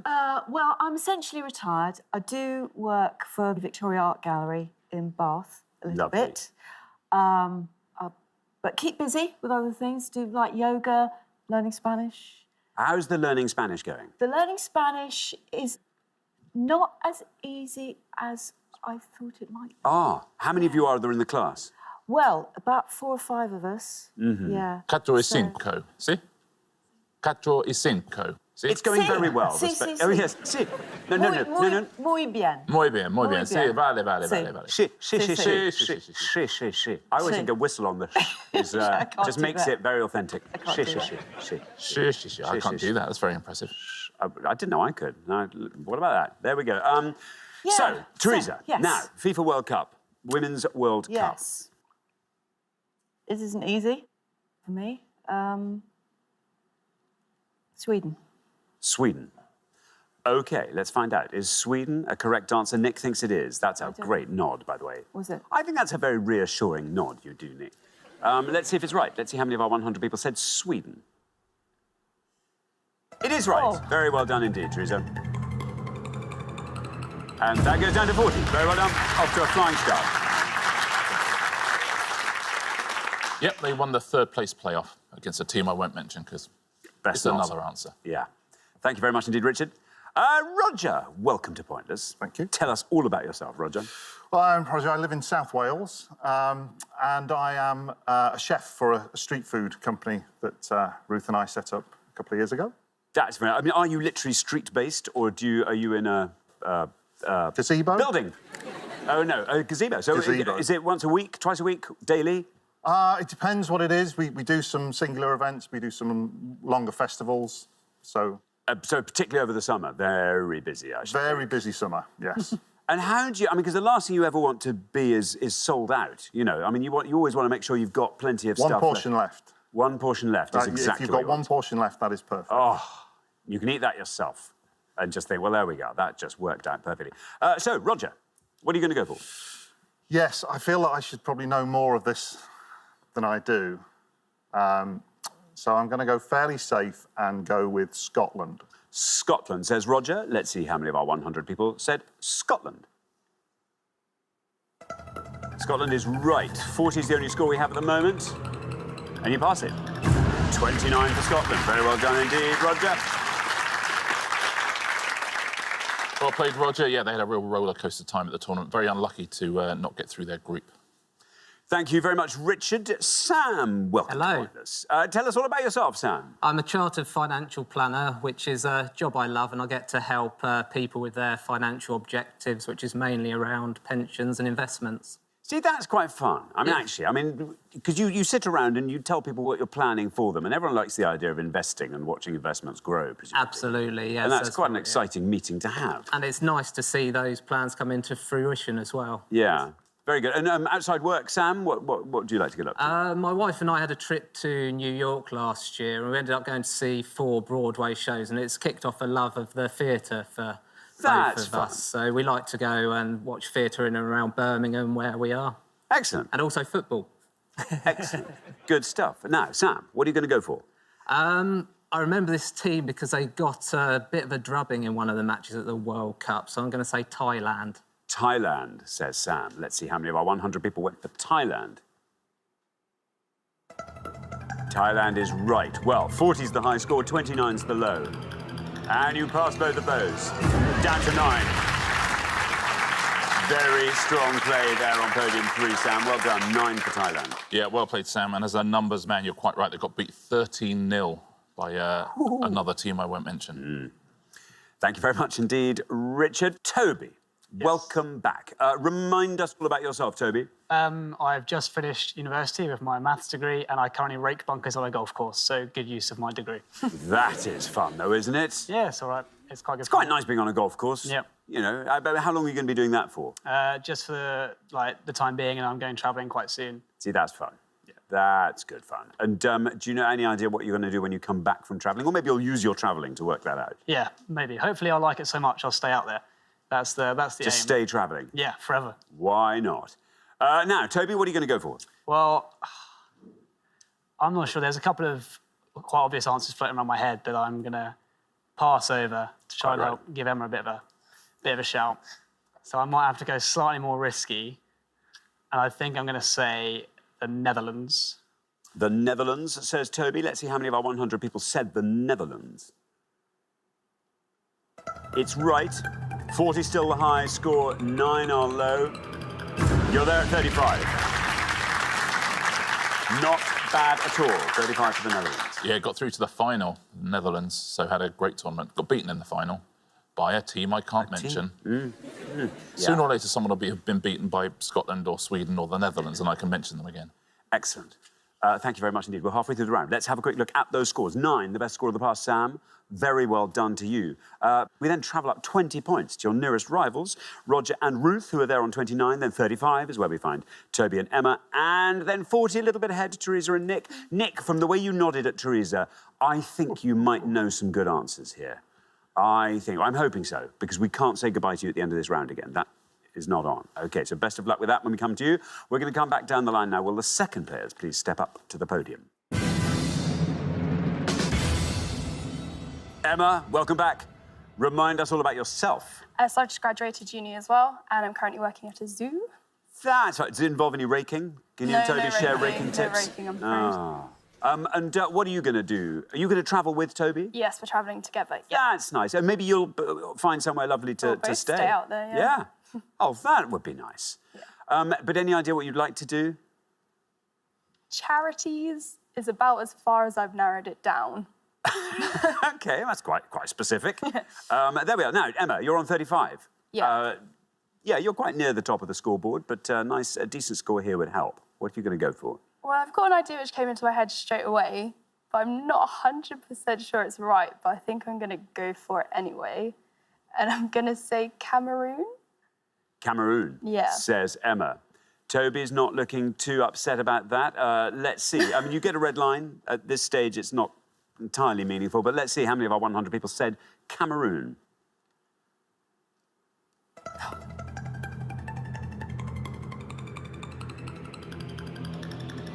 That's a very good answer. 9, equaling our low score. Fantastic work there, Emma. Takes your total up to 44. See, that's a perfect couple there. Toby saying, I'm going to go obscure just to really help Emma out. Toby gives us a massive answer, and then Emma just comes straight and very casually gives us a brilliant answer. But the score is the same, and that's the beauty of a couple. Well done. Thank you very much, Richard. Now then, Alan, welcome to Pointless. Tell us all about yourself, Alan. I'm a highway engineer out in Birmingham. I design and build roads. Can I say, you build some beautiful ones there. I've spent a great many hours, in fact, days of my life, going around Birmingham.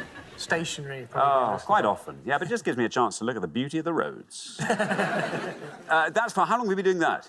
I've been doing that for about 10 years now. And these are sort of traffic systems you have to understand? Mostly what I do is traffic calming, which isn't very popular, and junction redesigns, pedestrian crossings, that sort of thing. Traffic calming basically means speed limits, is it? That's and speed bumps. And speed bumps. Yeah. No getting around them. Have to go over them. Now, Alan, brilliant score from Sam in the first pass. There you are. If you can score 34 or less at this stage, you're into the next round. OK. I don't know much about women's football, I must admit, and I don't know whether to play safe or go for... I'm going to play safe, I think. I'm going to go for Italy. Italy, says Alan. Here is your red line. Can you get below this red line with Italy? Let's find out. It's right. And you've done it. Very well done indeed. 29 takes your total up to 38. Very well played, yeah. An educated guess, we call that. And I can tell you who knocked Italy out, because it was the Netherlands. So I'm allowed that's to say nice. that. That's good. We've come full circle. That's nice. Ah, thank you very much indeed, Richard. Now, Ruth, welcome. Hi. Tell us all about yourself, Ruth. I'm a business manager for a work-based learning company in South Wales. So I essentially do the day-to-day running of an educational establishment for 16 to 19-year-olds that want to do vocational training. Very good indeed. Now, and do you play a hand in the street food? I do. I was going to say. So what? By day, and then weekends, it's street food. Yeah. And that's great. How far in advance do you get the call up? About 12 months sometimes. We're sort of already Okay. taking bookings into That's next year. nice. And do people get you for private parties as well? I imagine that's Yeah, nice. we did a That's wedding. a fun thing to do. Such a good idea as well. Yeah. Very strong. Now, Ruth, you're on 29. This is where it gets exciting. OK. I'm going to go for New Zealand. New Zealand, says Ruth. Here is your red line, quite low. Let's see if you can get below that with New Zealand. It's right.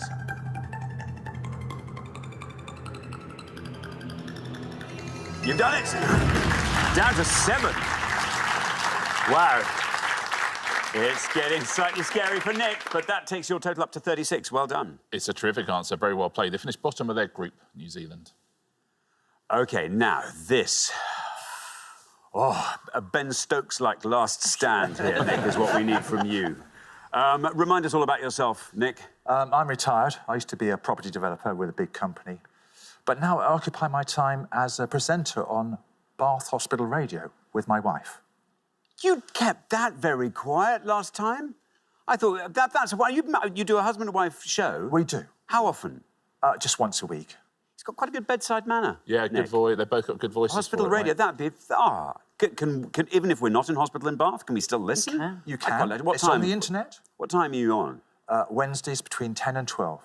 Any particular theme to the show? I mean, do you play any particular kinds of music, or is it just... sort of Radio 2-ish. Ah. Have you ever played any of Zander's tracks? Go on, be honest now. No. A smooth bass baritone sound playing. Yes, actually, I think we have. Have you really? We get requests. Oh. Some of them are very strange. Yeah. You're telling me. Yes, I'm sure we have. Oh, thank you. Three albums? Yes. Yes. Yes. All still available? Oh, very much so. Wherever you download music, they're all there. Exactly, they're all there. Bargain bins across the country. No. There we are. Now, Nick, this is exciting. We can't put this off any further. We have to get a score of 3 or less from you, Nick. Did you follow the Women's World Cup? Football and me are strangers. Right. So I start with that statement. OK. So this is going to be interesting. This is going to be an informed punt. Uninformed punt, I think, is probably better. So I think I might go for Japan. Japan. Let's see what happens when we say Japan. Here is your red line. It's right.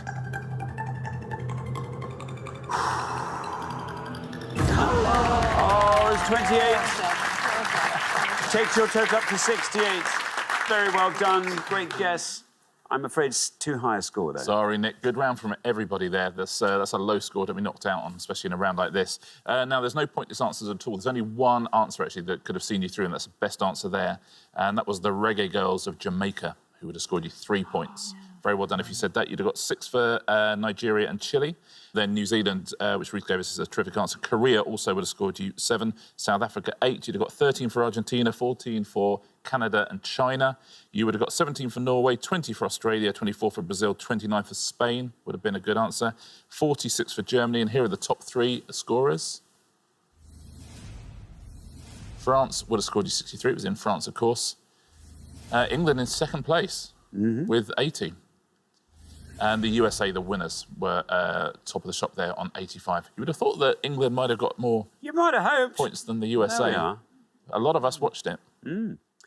Fantastic. Thank you very much indeed. Richard, well, we're at the end of our first round. We have to say goodbye to one of our pairs, and I can't bear it for the second time. It's a first-round exit. Nick and Teresa, it's been lovely having you on the show. Far too brief in both cases, but thank you so much for playing. Nick and Teresa. Thank you.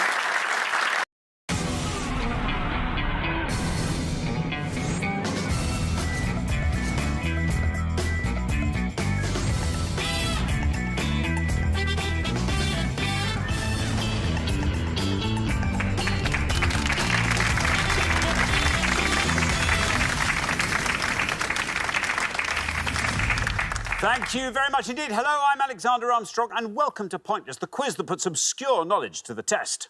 Let's meet today's players. Couple number one. Hi, I'm Chris. This is my friend James, and we're from Hull. Couple number two. Hi, I'm Vicky, and this is my mum Colleen, and we're from the Isle of Wight. Couple number three. Hi, I'm Beth. This is my boyfriend Sean, and we are from the peninsula of the Wirral. And finally, couple number four. Hi, I'm Michael. This is my daughter Fiona, and we're from Stockport. And these are today's contestants. Thank you all very, very much indeed. Lovely to have you with us here on Pointless. That just leaves one more person for me to introduce. Flailing at misinformation like it's a wasp at a picnic. It's my pointless friend, it's Richard. Hiya. Hey, everybody. Good afternoon. Good afternoon to you. Good afternoon. Are you well? Yeah, I really mustn't grumble. Excellent, Really that's good. mustn't. How are you? How are you? Oh, I'm terrific. Oh, good. I'm 8.5 out of 10. Oh, that's good. That's I would good say. enough. It's Yeah. really good, isn't it? Listen, I wouldn't go higher because you mustn't get complacent. No, good So point. I'm happy on 8.5. Yeah. Two returning pairs from last time. Beth and Sean, welcome back. Got knocked out in round one last time. And on the final podium there, Michael and Fiona did very well last time. Head-to-headers. They were good. Were they not? Yeah. We don't have many people on the show from the Isle of Wight. No, we don't. Podium 2's Isle of Wight. I always wonder if it... I bet it's nice. Oh, I bet. Will you ask when you go along the line later? I'll will you be ask sure to. Is how it nice the nice? Isle of Wight is? Yes. Okay. It seems nice. I think it seems. I think they're quite new to the Isle of Wight. I think they've No moved there way. Yes, I think they're new. I didn't know that. So they'll be bringing a fresh perspective on the Isle of Wight. They'll be able to compare it to other places, Yes. like wherever else they came from. Yes. It could be anywhere. Yeah. It might be Brisbane. It might be. I think it's London. No. I think so. Oh, okay. Yeah. Well, Yeah. I bet it's gentler, quieter. Let's deal with that when it Come happens, on. shall we? Let's do that. Yeah. Thank you very much, Richard. Oh, here's interesting news. Chris and Daniela won the jackpot last time.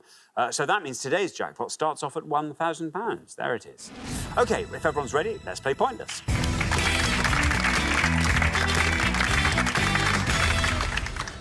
Remember this. The pair with the highest score at the end of each round gets eliminated. So make sure your scores are nice and low. Best of luck to all four pairs. Our first category today is Olympic medals. Can you decide in your pairs who's going to go first, who's going to go second? And whoever's going first, please step up to the podium. OK, let's find out what the question is. Here it comes. We gave 100 people 100 seconds to name as many countries that have won more Olympic medals in the 21st century than Michael Phelps. Richard. Put it another way, Michael Phelps, the American swimmer, in the 21st century has won 28 Olympic medals just by himself. We're looking for any country that has won 29 or more Olympic medals since 2000, please. The one thing I will say is, for things like hockey or rowing, that only counts as one medal. It's not everyone on a team getting a medal. I see. And those are summer Olympic medals, medals in the Summer Olympics. Thank you. Pleasure. Thank you. OK, so we come to you, Chris, first. Tell us all about yourself, Chris. Yeah, I'm from Hull. I'm a local government officer. I've got a keen interest in sports, namely Hull City and just general cricket, really. So much so that I've recently qualified to become an umpire. Now that's nice. Yeah, my playing days coming to a close, mainly due to my very lack of ability. So unfortunately, I decided to move into the umpiring side of the game. There was, one of the newspapers last year ran a test. You could test your umpiring skill. Yeah, I know the very test. The very test. Yeah, yeah. I think out of 5, I got 1. I'm hoping, obviously, you'd be a 5 out of 5. Are you good at that? I think so. I think I'm OK. I've only done one game so far, and it rained off. So, okay. So, to yeah, find out the whether jury I'm actually any is good at it. still out. Indeed. Yeah, well, good luck with that, Chris. What are you going to go for? Which country? I was wanting a sports question, and then now one's come up. I'm regretting that it's a sports question, but I'm going to go for Jamaica. Jamaica, says Chris. OK, let's see how many of our 100 people said Jamaica. It's absolutely right. Not bad. Down it goes to 14. Good start to the show, Chris. Very well done. 14 for Jamaica. 48 medals in the 21st century for Jamaica, every single one of them in athletics. Every single one. Thank you. Thank you very much indeed, Richard. Now then, Colleen, welcome. Tell us all about yourself, Colleen. I'm from the Isle of Wight. Oh. More. Only recently, 4 years. 4 years on Where the were island. you from before that? I was born in East London. Very good. You're very, very good. Wow. And I lived the majority of my time in Essex. Tell us a couple of things you love doing on the Isle of Wight. The thing I've recently discovered is I love to walk. And Vicky and I are circumnavigating the island bit by bit. How far is it all the way around? About 70 miles. OK, well, that's quite a walk. I mean, obviously you didn't do it in one... We do approximately 6 or 7 miles each weekend. That's brilliant. Colleen, so what are you going to go for? Any country that's won more medals than Michael Phelps in the 21st century? Germany. Germany. Let's see how many of our 100 people said Germany. It's right. It's right, it goes down to 46, not bad. 46 for Germany, for Colleen. 232 medals for Germany, Colleen. Do you know what their most successful sport is in the Olympics? Pole vaulting. Canoeing. No. 40 medals in canoeing in the 21st century. That's suspicious. It is suspicious, isn't it? What are they up to? What are they doing? Where are they paddling? I don't know. Probably in the many beautiful rivers and lakes of the region. In the Ruhr. In the Ruhr. Yeah. Yeah, there we are. Thank you. Sean, welcome back. Oh, Good to be back. Tell us all about yourself again, Sean. An engineer in the gas industry. Yes. We discovered last time, sorry, I'm interrupting you there, Sean. We discovered he only designs all the pipe network for gas around the country. Well, it's exciting. Part of a team that does that. He's just saying that. Part of the team. He does most of the work. There's a couple of them. Yeah, it's mainly Sean. Mainly Sean. Anyway, sorry, you were saying. Oh, also a keen craft beer drinker and snob when it comes to beer. So. Oh, that's good. A proud snob when it comes to Yes, beer. very much so. Do you make beer? I have brewed in the past, yes. It's me being the man I'm meant to be. I feel like it's my calling. I think it is. Gas is just a sideshow. Gas. It also plays its part in beer. It and does, yeah. Beer certainly plays its part in gas. I'll give you that. So tell us. I mean, how do you make your beer so far? I've just done it on the hob recently, so a rather large pan with a bag of hops and the malt. So you're doing absolutely It takes properly. an all afternoon, yeah. Okay. First principles with Beth the looks hop. so undelighted. Yeah. It was my pan, my hob, and he didn't sterilise anything properly. So we had flies in the kitchen, and I was wondering where they were coming from. Found them in a cupboard, because that's where you'd hidden your beer-making things. I think we should have more dirty linen air. Yeah, I think so too. Enough of this beer chat. Let's get back to business. So it's countries that have won 29 or more medals in the 21st century. What are you going to go for? I'm going to go for Spain. Spain. Let's see how many of our 100 people said Spain. It's right. 46 is our high score, 14 is our low. You passed the high. You passed the low. Down we go to 11. Very well done indeed, Sean. 83 medals for Spain. That's good. That's nice. And spread across a whole range of activities. All sorts of things. Flamenco, I mean, all sorts of stuff. Excellent. Thank you very much indeed. Now, Fiona, welcome back. Hello. Remind us all about yourself. So I'm from Stockport, but at the moment I'm studying psychology at the University of York.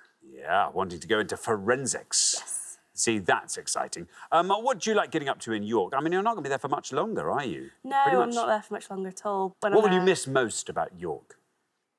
It's a bit got a bit more history than Stockport, to be nice to It's Stockport. beautiful. No, Stockport's lovely as well, but no, York is, you're right, it's very ancient. It's a beautiful isn't it? city. Yeah. Yeah, what sort of things did you get up to when you weren't hard at work? Anything to do with music, really. So I'll go to a lot of gigs, play guitar and sing, and try and do that as much as possible. Very good. OK, now, Fiona, what are you going to go for? I'm sort of torn, but I think I'm going to stick with the sort of European trend, and I'm going to go with Greece. Greece, says Fiona. Let's see how many of our 100 people said Greece. It's right. 46 still the high, 11 now the low. Past the high. You passed the low, down to 2. Very well done indeed, Fiona. Good work. 2 for Greece. 40 medals for Greece. By tradition, they always open the Olympic parade. Greece are always first.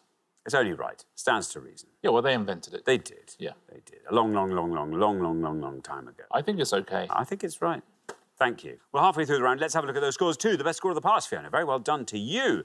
Greece, great answer. 11's where we find Sean and Beth. 14's where we find Chris and James. Colleen and Vicky are on 46. You're a little bit ahead there, but Vicky, a nice low answer from you in the next pass might just keep you in the game. So best of luck with that. We're going to come back down the line now. Will the second players please step up to the podium? OK, Michael, remind us all about yourself. Yeah, I'm from Stockport, not originally, obviously, originally from Belfast, and I'm a finance director for a company that make brakes. They make brakes? You didn't tell us that. What kind of brakes do they make? We make carbon ceramic brakes for performance cars. That's very exciting. Does that mean you get to hang out around lots of performance cars there? No. No. We have a dirty factory. Dirty factory. So then they go off and they become clean and very expensive. Yes. That's quite fun, though. That's a nice technology to be involved in, surely. It is. It's cutting edge. Yeah, there we are. Michael, any country that's won more medals than Michael Phelps in the 21st century? What are you going to go for? You're the low scorers at the moment. 43 or less gets you into the next round, even at this early stage. Yeah, I'm not very good at these sort of questions. So I've one that I think might work, but I think it's a bit of a risk. So I'm going to have to go with one of the really obvious ones. I think I'm going to go for Australia. Australia, says Michael. Let's see if we can get below this line with Australia. How many people said it? It's right. It's good enough. Look at that. Down it goes 35. 37 is your total. Very well done.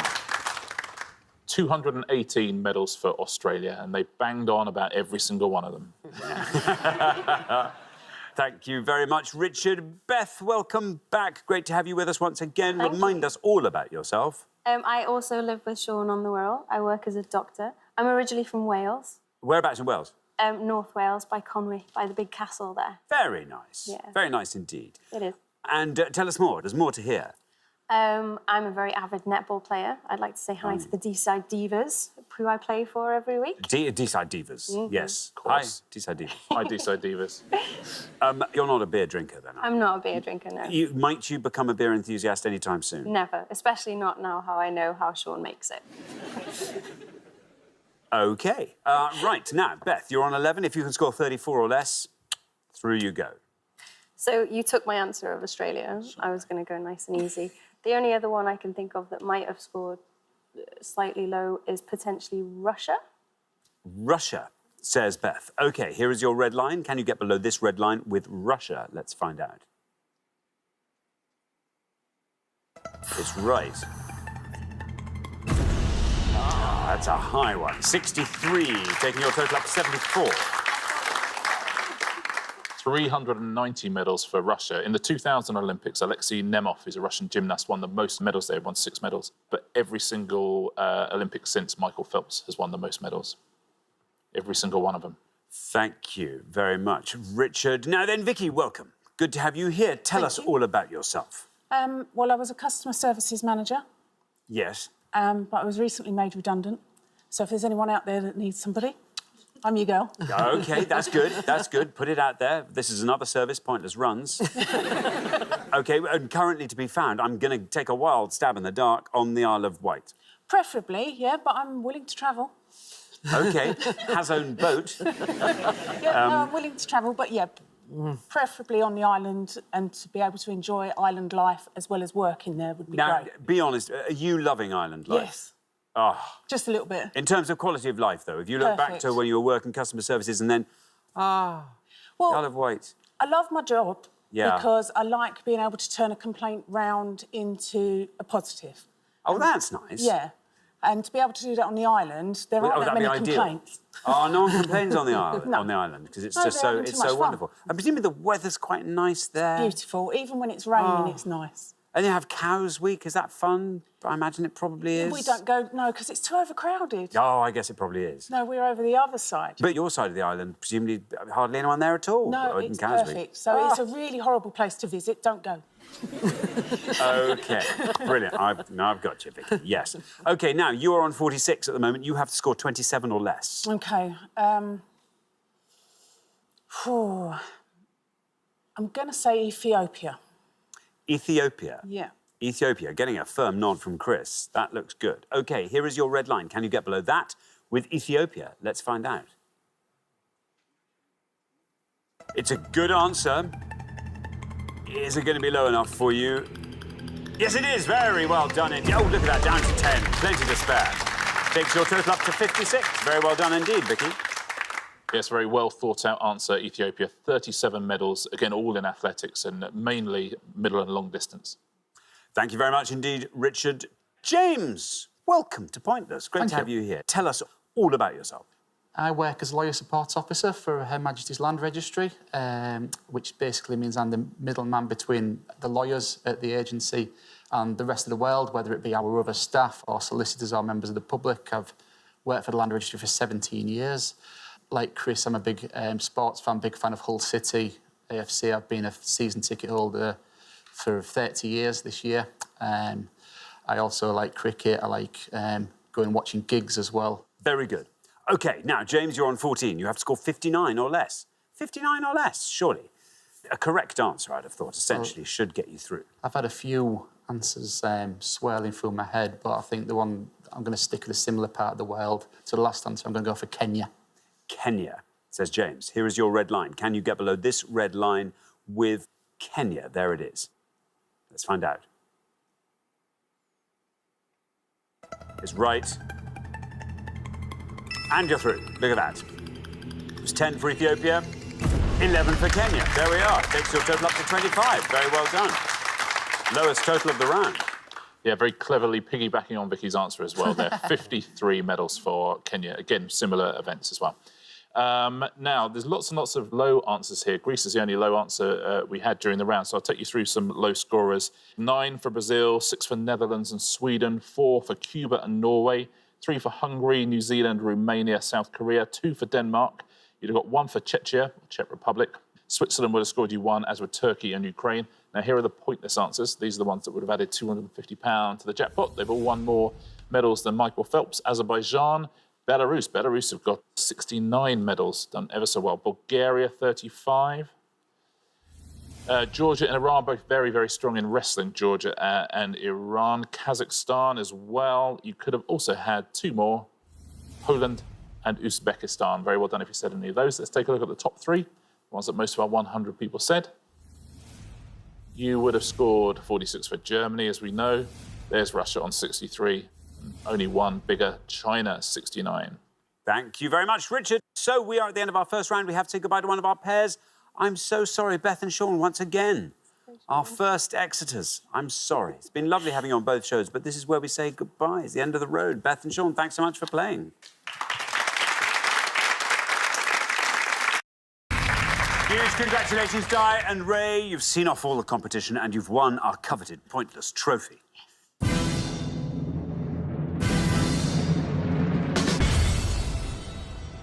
You now get a chance to win our Pointless jackpot. And at the end of today's show, the jackpot is standing at £1,500. Well, just one appearance on the show and 2-0 in the head-to-head. Now, normally, both of those facts taken together point to a shoo-in in the jackpot round. That's what I like to think, anyway. What do you want to see come up in this last round? I think the usual is a bit of sport, geography, gardening. No Old Kent gardening. Road. Yeah. Pubs in the Old Kent Road. Pubs in the Old Kent Road. Or as they were. That would be, yeah. Were there lots and lots of them in your day? There were a few, yeah. And most of them aren't there now. No, I should think not. Gee, all those people in the Old Kent Road will be watching now going, oh, yes, who's that? It's Ray, they'll be saying. I remember. That's my Old Kent Road voice. That's really good, isn't it? That's Ray. She's ready to die on the... Now... I was transported back there, Jen. There we are. Listen, any time.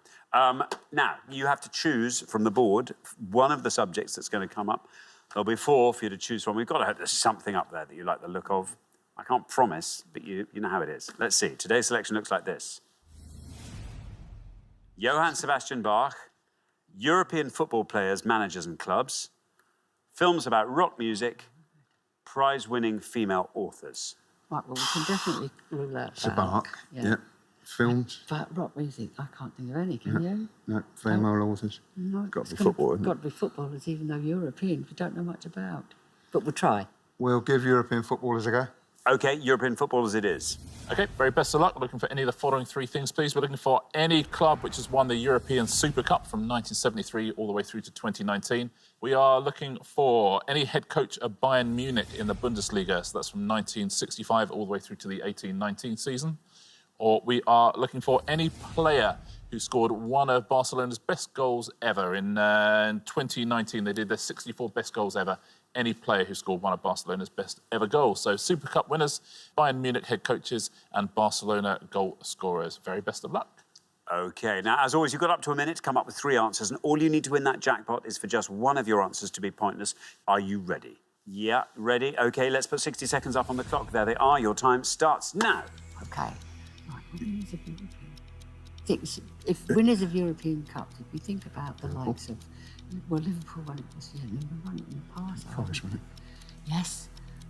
So what about the German Dortmund, somebody like that? Players who scored Barcelona's goals. I don't know. I wouldn't know Head any. coaches of Bayern Munich didn't Mourinho do it? I wondered about that. We'll give Mourinho. Yeah, so we'll go for, I think, Nottingham Forest. Yeah, Liverpool. Liverpool. It's not going to be pointless. And Jose Mourinho. Think of another one of Liverpool. What about, I think, one of the German teams? Borussia Dortmund. Yeah, OK. OK, you happy? Yeah. OK, we're going to stop the clock. There, with 10 seconds still to go. We're going to stop the clock. So confident are you with your answers? Yeah, right. What 3 can you give me? If you could say which category you're... Right, so 2 from the winners of European Super Cup we're going to go for Borussia Dortmund and Nottingham Forest. Borussia Dortmund, Nottingham Forest. And then head coaches of Bayern Munich, we're going to take a punt on Jose Mourinho. OK, Jose Mourinho. OK, of those 3, which is your best shot at a pointless answer? Forest, I would have thought if it's right. Yeah, Nottingham Forest. OK, Nottingham Forest we put last. Least likely to be pointless? I would have thought the German one. OK, Borussia Dortmund and then Jose Mourinho put in the middle. OK, well, let's put those answers up on the board in that order then. And here they are. We have got Borussia Dortmund, Jose Mourinho and Nottingham Forest. Well, 3 answers there. Wouldn't it be lovely if one of those turned out to be pointless and won you that jackpot? 1,500 quid. Well, be a nice thing to be taken back to Chelmsford. What would you like to do with it if you won, Di? I'd like to buy a few kitchen gadgets, perhaps spend a bit of it in the garden. Perhaps go out for a nice meal. Oh, all of those things? Yes. Surely. Yes. Ray, how about you? Well, I thought we might treat us to a nice day out at the Open next year. Oh, that'd be nice. That'd be good. Very nice. OK, well, best of luck. Memorable way. 3 good answers. Let's hope one of these wins that jackpot for you. Borussia Dortmund is your first answer. In this case, we're looking for any winner of the European Super Cup. If Borussia Dortmund is right and it is pointless, you leave here with that jackpot of £1,500. How many people said Borussia Dortmund?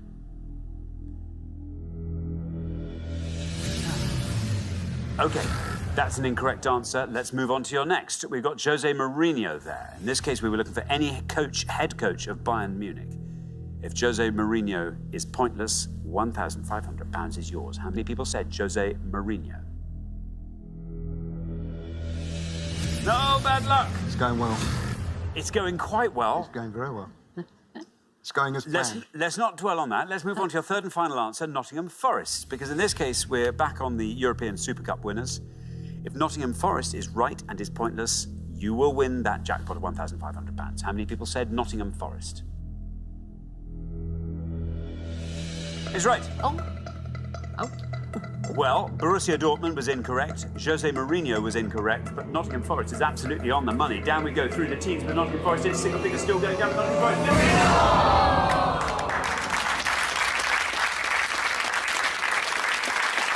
That is a great score. That was a brilliant answer. Very well done. And you ordered that beautifully, putting Nottingham Forest last there. Sadly, though, you didn't find that all-important pointless answer, so I'm afraid you don't win today's jackpot, but you do get to take home a pointless trophy. So there you are. And it's been lovely having you on the show, Diane. Yeah, it's been a real pleasure from start to finish. Thank you. So Borussia Dortmund got through to the final of the Super Cup, didn't win it, so not a bad answer at all. I'm going to go through the pointless answers here. There'll be names you know on this list, but in that 60 seconds, it's there's a random element. Winners of the European Super Cup, there are 5 pointless answers, and they are Anderlecht, won it twice, including beating Bayern Munich. Dynamo Kiev also beat Bayern Munich. Galatasaray, Zenit St. Petersburg have beat Man United. Also Mechelen, the Belgian side, were a pointless answer. If at home you said Aston Villa, that's 2 points. Some people at home as well, I suspect, would have said Aberdeen, and they would have scored you 1 point. Now, managers of Bayern Munich. There's a name on this list I don't want to read out, and that's this gentleman at the top. He came on to be Fulham manager. So we'll pass him by and go on to Giovanni Trapattoni, went on to manage Ireland. Sorum Lerby, the Dane. Willy Sagnol, also a pointless answer there. Now, let's take a look, shall we, at players who've scored one of Barcelona's top 64 goals. Lots of good names on this list. Carlos Puyol, a pointless answer. Dani Alves. There's Pep Guardiola, who was also a Bayern Munich manager, scored points. So Ronald Koeman you could have had. Hans Krankel. Stoichkov was a pointless answer. Luis Enrique was a pointless answer. Michael Laudrup as well. Philip Cuckoo as well was a pointless answer. Very well done if you said any of those at home. Thank you very much indeed, Richard, and thank you so much, Diane Ray. I'm sorry you didn't win our jackpot today. That will therefore roll over onto the next show, when we will be playing for £2,500. Join us then, see if someone can win it. Meanwhile, it's goodbye from Richard. Goodbye. And it's goodbye from me. Goodbye. OK, and our question concerns Premier League football team nicknames by definition. Richard. On each board, we're going to define 7 words, which also happen to be the nicknames of Premier League teams in the 2017-2018 season. We just need you to tell us the words, please. You don't even need to know who the football teams are. So there's going to be 14 in all to have a crack at home. Good luck. Thank you very much indeed. Let's reveal our first board of 7 clues. And here they are. Large, fairly docile wasps that usually nest in hollow trees. Large birds of prey with massive hooked bills and broad wings, known for their keen sight and soaring flight. Red wines from Bordeaux or wines of a similar character made elsewhere. Devices with small spikes or spiked wheels that are worn on a rider's heel and used for urging a horse forward. People acknowledged as holy or virtuous and regarded in Christian faith as being in heaven after death. The melancholic music of black American folk origin, typically in a 12-bar sequence, and people who make ceramic ware. OK, I'll read those again. Large, fairly docile wasps that usually nest in hollow trees. Large birds of prey with massive hooked bills and broad wings, known for their keen sight and soaring flight. Red wines from Bordeaux, or wines of a similar character made elsewhere. Devices with small spikes or spiked wheels that are worn on a rider's heel and used for urging a horse forward. People acknowledged as holy or virtuous and regarded in Christian faith as being in heaven after death. The melancholic music of black American folk origin, typically in a 12-bar sequence. And people who make ceramic ware. Jane, welcome. Good to have you here from Wakefield. Yes. And what do you do, Jane? I'm a veterinary nurse. That's interesting. How long have you been a veterinary nurse? It'll be 30 years this year. No, I'm hearing you're not originally from Wakefield, are you? No. I had some time growing up in Canada, in Vancouver. Right. OK. When did you come back over here? In the 80s. In the 80s. OK. Very good. Jane, our board of definitions here. What is leaping out at you from that? I really should know the wine one, but no, that's gone, definitely. Melancholic music of black American folk origin, I think, is gospel. Gospel, says Jane. OK, let's see how many of our 100 people went for gospel. Is it right? Bad luck, Jane. I'm afraid not gospel. Not gospel. Yeah, sorry, not the nickname of any Premier League football team, I'm afraid. I mean, a lot of fans do pray a lot, but... It'd be a great name. The Gospels? No, just the Gospel. Oh, yeah, if they were playing Gosport, let's say. Just have that as the team like name. It. Yeah. Something to think about. Something to think about. And then probably reject. Yeah. Shona. Hello. Welcome to Pointers. Great to have you here. From Selkirk. Yes. And what do you do, Shona? I'm a community mental health nurse. Very good indeed. And how wide is the community within which you work? You just within Selkirk, or is it? Within the Scottish borders, so it's rural, and I work with kids under the age 18. Very good indeed. Now, what are your interests, Shona? Bake a lot. I get set challenges for my sister-in-law to bake various cakes. So, what's the hardest challenge she's thrown at you? Most recent one involved courgettes, pistachios, and lemons. Courgettes. Aye, it was actually nice. In a cake. Aye. I love the fact that you're saying, oh no, she sets me these challenges. Your sister-in-law's just going, I just want a cake. She's going, oh yeah, I know what it is. I'll set you I bet you can't do this, but you can't make me this. OK, now, Shona, it's as yet untroubled board. So I think I know a couple of them, and I don't embarrass myself. However, I think I'm going to go for the same one. I'm going to go for the melancholic music of Black American folk origin and say blues. Blues, says Shona. Jane's thinking, oh, yes, that's right. 12-bar gospel. Let's see if it's right. Let's see how many of our 100 people said blues. It's right. It's right. Down it goes. Not bad. 29 for blues. Yeah, that's the nickname of Chelsea, who are a small team in the borough of Fulham. Thank you very much indeed, Richard. Vanessa, welcome back. Thank you. Remind us all about yourself, Vanessa. I'm a complementary therapist. That is right. We discovered all kinds of different things you did last time. Reiki. Yes. Now, tell me, Reiki, is that where you put your hand on someone's on various head? Different parts of their body, actually. I see. Yeah. OK. Yeah. Have you ever fallen asleep? Myself, no. No. Do you feel the energy keeping you going? Yeah, yeah. The clients do fall asleep. Yeah, I bet they do. I've had Reiki done to me, and I slept through the whole thing, I think. I assume, because I had my eyes closed, I assumed that the practitioner was due to be, or maybe they were just reading their book. And then when they saw me stirring, came back again. I don't know. Anyway, now, Vanessa, what would you like to go for? I feel like I know quite a few, and I did do a degree in ceramic ware, so I know that one, but I think that one will be quite high. OK. I'm going to go with the devices with small spikes and go Spurs. Spurs, says Vanessa, getting a vigorous nod from Wendy. Let's see how many of our 100 people said... Wait to see what the score is. How many people said Spurs? Well, 100's the high score. 66 for Spurs. Yeah, the nickname of Tottenham Hotspur. I don't think we think enough about what a weird name Tottenham Hotspur is. It's literally named after the Shakespearean character. Yeah. Thank you very much indeed, Richard. Now, then, Gemma L., our second Gemma. Welcome back, Gemma. Great to have you with us again. Remind us what you do.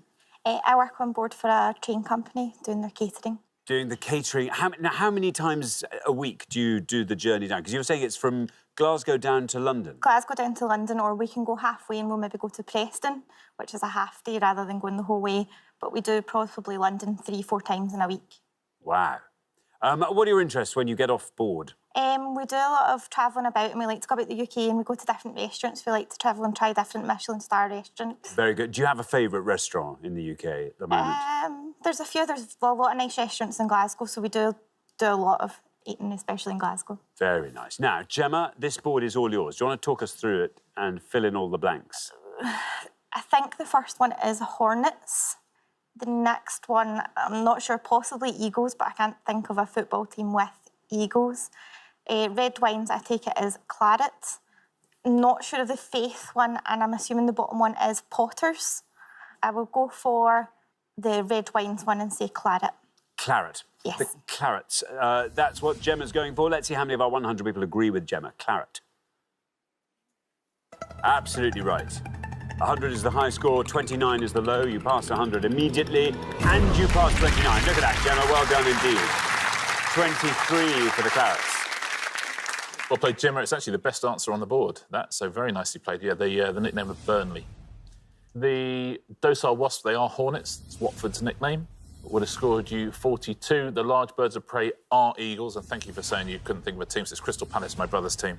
I would have scored you 51. Now, this is easier than you think, the holy or virtuous one. Saints. Saints, yeah. Southampton's nickname.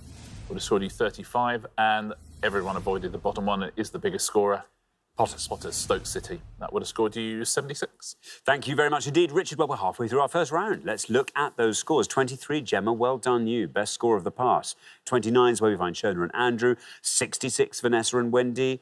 Oh, Jane and Gemma, I'm sorry, that's a high score there of 100. Who knows what will happen on the next board, but Gemma, let's have a low score from you, just to try and keep things nice and even. We're going to come back down the line now. Can the second players please step up to the podium? OK, let's put 7 more clues to the nicknames of Premier League football teams up on the board, and here they are. The colours at the end of the spectrum next to oranges and opposite violets. Artillery soldiers in the British Army, used especially as an official term for a private. Legally recognised subjects or nationals of a state or commonwealth, either native or naturalised. Firm or hard sweets that are made by boiling together sugar and butter and soften when sucked or chewed. Carnivorous mammals of the dog family, with pointed muzzles and bushy tails, proverbially known for their cunning. Tools with heavy metal heads mounted at right angles at the end of a handle, used for jobs such as driving in nails. And large water birds with long, flexible necks, short legs, webbed feet, broad bills, and typically all white plumage. I'll read those all again. The colours at the end of the spectrum, next to oranges and opposite violets. Artillery soldiers in the British Army, used especially as an official term for a private. Legally recognised subjects or nationals of a state or commonwealth, either native or naturalised. Firm or hard sweets that are made by boiling together sugar and butter and soften when sucked or chewed. Carnivorous mammals of the dog family, with pointed muzzles and bushy tails, proverbially known for their cunning. Tools with heavy metal heads, mounted at right angles at the end of a handle, used for jobs such as driving in nails. And large water birds with long, flexible necks, short legs, webbed feet, broad bills, and typically all white plumage. Kenny, welcome back to Pointless. Great to have you with us again. Remind us what you do. Yes, I'm a station dispatcher at Milton Keynes. See, that's fun. That is fun. How long have you been doing the actual dispatching? Just over a year now. What were you doing before that? The same job as Gemma. Oh, I see. I see. So a bit more stationary in every in every sense.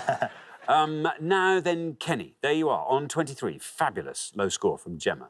76 or less keeps you in the game, so I hope that shouldn't be too much of a stretch for you. But let's see if you can get a nice low score like Gemma's. Quash between two answers. I want to go for artillery soldiers in the British Army, used especially as an artificial term for a private. Toon? Toon, says Kenny. OK, here's your red line. Is toon right? Would you get below that with toon? Let's find out. No. I see where you're going with that, but yeah, that definition's troublesome. But 100 points is what that scores you. Takes your total up to 123. You've opened the door, a niche there for Gemma. Yeah, sorry, Kenny, I'll give all the correct answers at the end of the pass. Thanks very much indeed. Now then, Wendy, welcome back to Pointless. Great to have you with us. Remind us about yourself, Wendy. I'm retired and I like knitting and reading. We discussed last time some of the... Before I... well, I think my line dancing probably is an explanation why I've done my knee in, so... I see. How long have you been line dancing for? I did it for a few years, but not for the last 6. Was it quite vigorous, your line yes, dancing, it could Wendy? be. I see. Quite fun. Now then, Wendy, there you are. On 66, if you can score 56 or less, you're through to the next round. I know several, fortunately, but whether they're going to be low, I don't know. Which one to choose? I'm going to go with the hammer. You know, the large metal object for hammering in nails.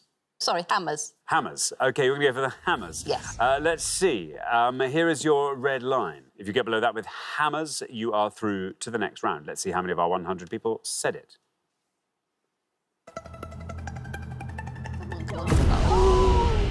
68. 68 for hammers. Takes your total up to 134. Ooh, it's exciting. Yeah, and they say that that nickname doesn't actually come, it's a West Ham's nickname, but it doesn't come from the ham in that name. It comes from the fact that the Thames Ironworks team. So it came from the hammers in the ironworks. That's interesting. Yeah, I suspect a bit of both was going on. So it's a clever name. It's a clever pun, but that's the official explanation. Thank you very much indeed. Now, Andrew.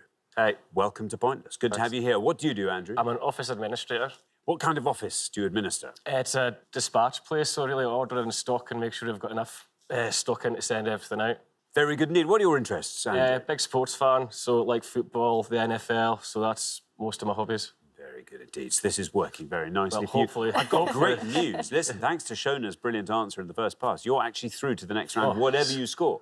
Great. So that's good. But let's get a nice low score from you, Andrew. What are you going to go for? Well, I think the middle one, the Firmer Hard Sweets, should be Everton, and that's the Toffees. The Toffees, says Andrew. Let's see how many of our 100 people said it. No red line for you. You're already through. It's absolutely right. 50. Taking your total up to 79. And quite right, it's the Everton nickname. Supposedly, again, that comes from a shop that used to sell toffee mints on the way to the ground. Oh, that's nice. Thank you very much indeed. Now then, Gemma. Hi. This is exciting. Welcome to Pointless. Thank you. What do you do, Gemma? At the moment, I'm working in a supermarket near where I live, so... I see. Are you behind the scenes in the supermarket, or are you very much in front of the scenes? Very much in front, mostly, Very yeah. much in front. And what are your interests, Gemma? So I like to do Pilates, I like to volunteer. I've done some sewing recently. I've just made a jacket out of bags, so Very yeah. good. It's actually, Very good. I love it. Yeah. OK, so, Gemma, there you are on 100. You have to score 33 or less. 33 or less. Do you want to talk us through this board? I don't know if I know the first three. I was going to go for Toffees. I think the mammals one might be foxes, but I think I'm going to go for the bottom one, which is pelicans. You're going to go for pelicans? I think so, but I don't know. OK, here is your red line. Can you get below that red line with pelicans? Let's find out. Is it right? Oh, bad luck. Bad luck on podium one. I'm afraid that's an incorrect answer. Scores you 100 points, takes your total up to 200. Yes, not pelicans, I'm afraid. You'll have a better idea if I tell you it's the nickname of Swansea City. Swans is the answer there. It wouldn't have seen you through, actually. It's 42 points for that. The carnivorous mammals that you were right about also wouldn't have seen you through. That is foxes. That would have scored you 55, but all three of those top answers would have seen you into the second round if you'd had a guess at any of them. So literally, what's the colour next to orange on the rainbow? Red. Yeah, it's reds. Oh, yeah, reds. Liverpool nickname would have scored 26. This next one, Toon, I can understand what you're going for, Toon Army and Platoon, but this is much simpler than that. Gunners. Gunners, yeah. Artillery soldiers would have scored 33, and this is one of the nicknames of this team, so it's the lowest scorer. And well done if you got it's one of the nicknames of Man City, and it's Citizens. Is it? Yeah.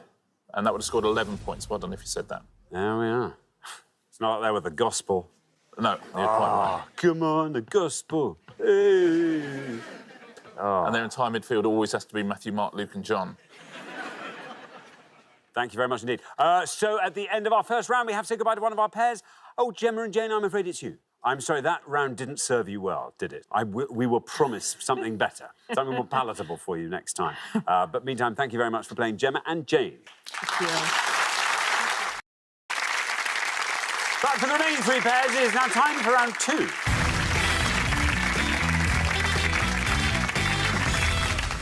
Well done, everyone. Welcome to round two. Good to have you with us still, Remy. Particular well done to you for your lovely low score there. Lowest individual score of the round by quite a long way. Georgie and Henry, you were our lowest combined scorers, so very well done. Best of luck to all three pairs. Our category for round two today is Winter Olympics. Can you all decide in your pairs who's to go first, who's to go second?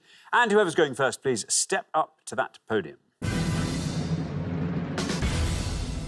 OK, shall we find out what the question is? Here it comes. We gave 100 people 100 seconds to name as many 2018 Winter Olympic nations as they could. Richard. We are looking for the name of any nation which sent any athletes at all to the 2018 Winter Olympics in Pyeongchang. Loads and loads of answers. There's over 30 pointless answers and lots of other low scorers as well.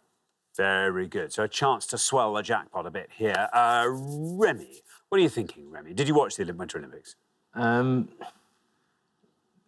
as much as I would have liked, given this question. OK. I think, yeah, this could be quite a low-scoring round, so I'm going to I want to go for Slovenia. Slovenia, says Remy. Let's see how many of our 100 people said Slovenia. It's right.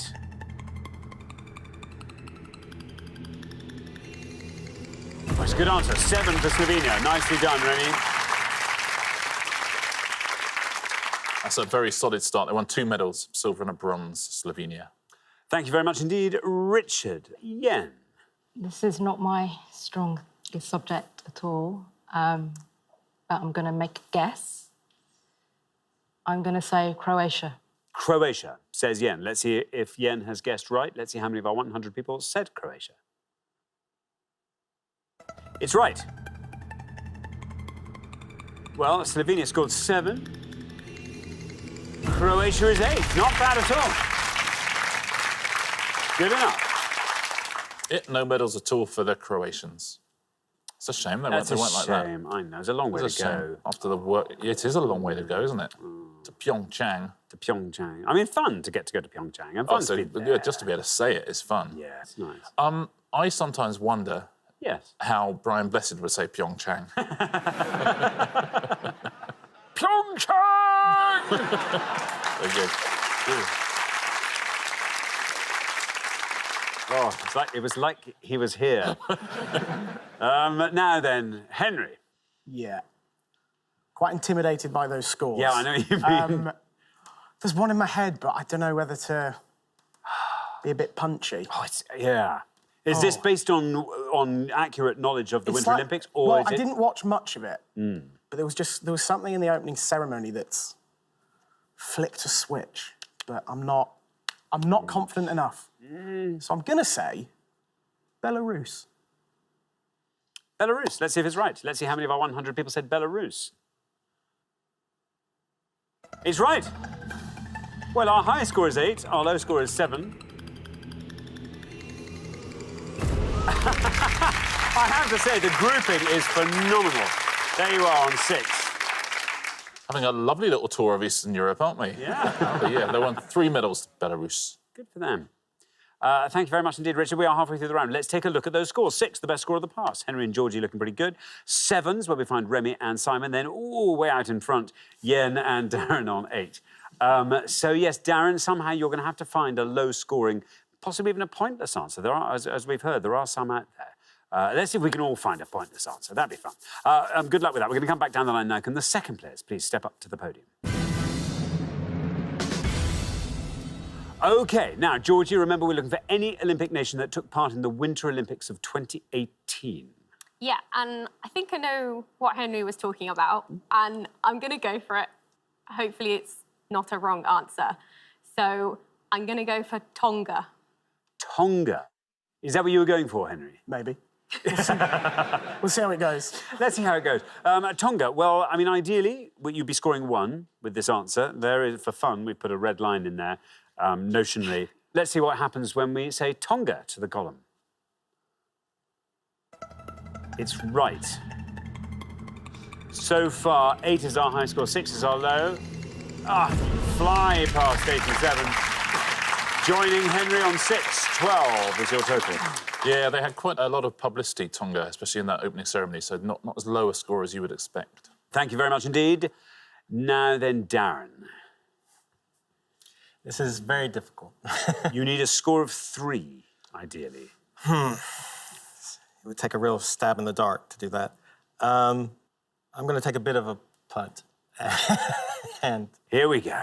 I want to say Bosnia-Herzegovina. OK, Bosnia-Herzegovina. Let's see if that's right. There's your red line. Let's see. Bosnia-Herzegovina, how many of our 100 people said it? It's right.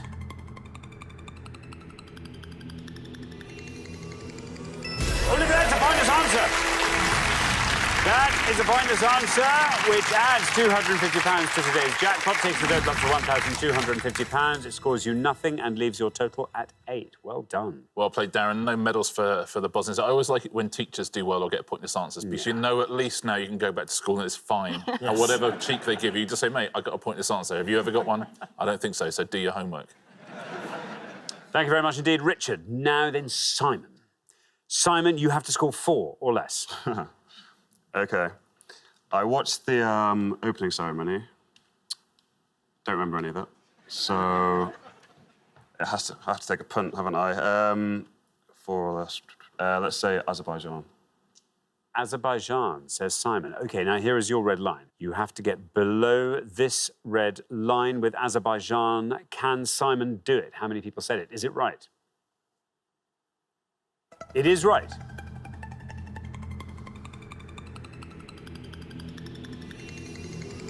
And you've done it. It's another pointless answer. Very well done indeed, Simon. Being this one answer, that adds another £250 to today's jackpot. Takes the total up to £1,500.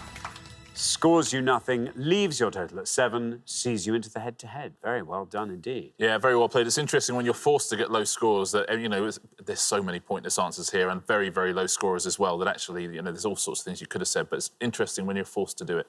Those are the ones you go for. I'll tell you some other low scorers. You needed 4 points or less. Ireland would have scored you 4 points, incredibly. 3 for Portugal, Lithuania, Brazil, Argentina. 2 for Chile, Bolivia, Bulgaria, Greece, Chinese Taipei, Israel, Bermuda. 1 for Serbia, Andorra, Madagascar, Ecuador, Colombia, Liechtenstein, Kenya, Luxembourg, Albania and Malaysia. Let's take a look at some pointless answers now. Cyprus had 1 athlete competing at Cyprus in the alpine skiing. India had 2 athletes. Kazakhstan,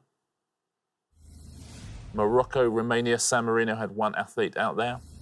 Thailand, Turkey, Uzbekistan, there's Armenia, Eritrea, Georgia, Hong Kong, Iran, Kosovo, Kyrgyzstan, Lebanon, Macedonia, Malta, Moldova, Monaco, Mongolia, Montenegro, Pakistan, Philippines, Puerto Rico, Singapore, Timor-Leste and Togo. Those were all pointless answers, so very well done if you said one.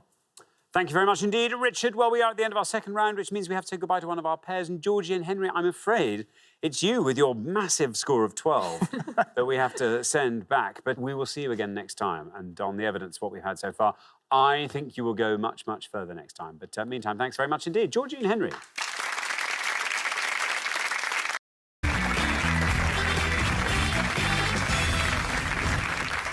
Congratulations, Harry and Vincent, and to Emma and Ali. You are now 1 step closer to the final and a chance to play for our jackpot, which currently stands at £4,000. That's exciting. Well, it's the head-to-head, which means you're allowed to chat before you give your answers. First pair to win 2 questions will be playing for that jackpot. Best of luck to both pairs. Let's play the head-to-head.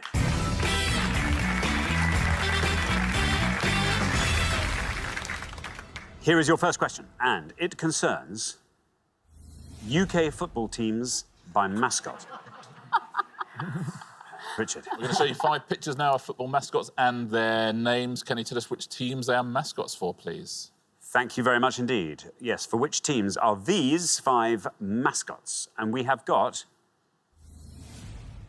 A, Hammerhead, B, Rammy, C, Miller Bear, D, Ozzy the Owl, and E, Fred the Red. There we are. 5 football mascots. Harry and Vincent, you will go first as our low scorers.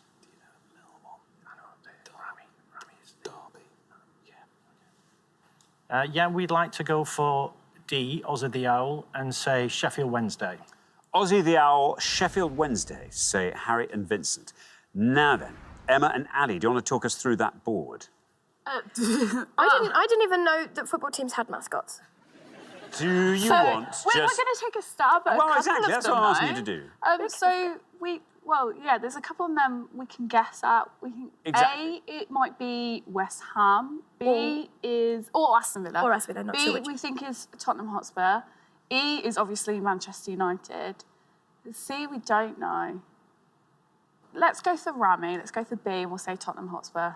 OK, B, Tottenham Hotspur. So we have Sheffield Wednesday and Tottenham Hotspur. Harry and Vincent have gone for Sheffield Wednesday for Ozzy the Owl. For D, let's see how many of our 100 people got that. Sheffield Wednesday.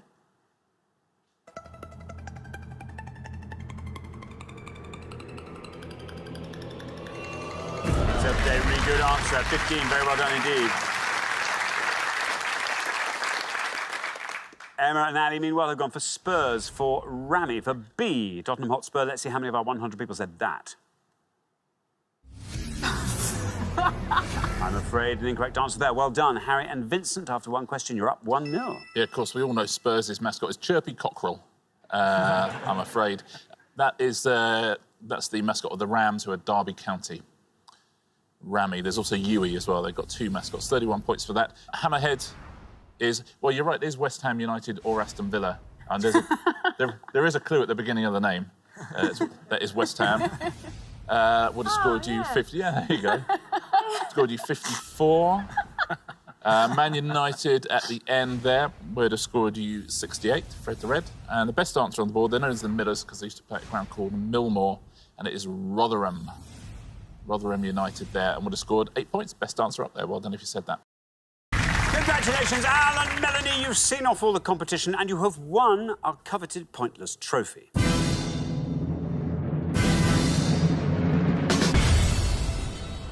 You now have a chance to win our Pointless jackpot. And at the end of today's show, the jackpot is standing at £5,000. There it is. Do you know what? I think on the top table, I think a couple of Pointless trophies would just look... Or maybe on the cake. Maybe on the cake. No, very well done. You've played so well. Fantastic. What a pair. It's brilliant.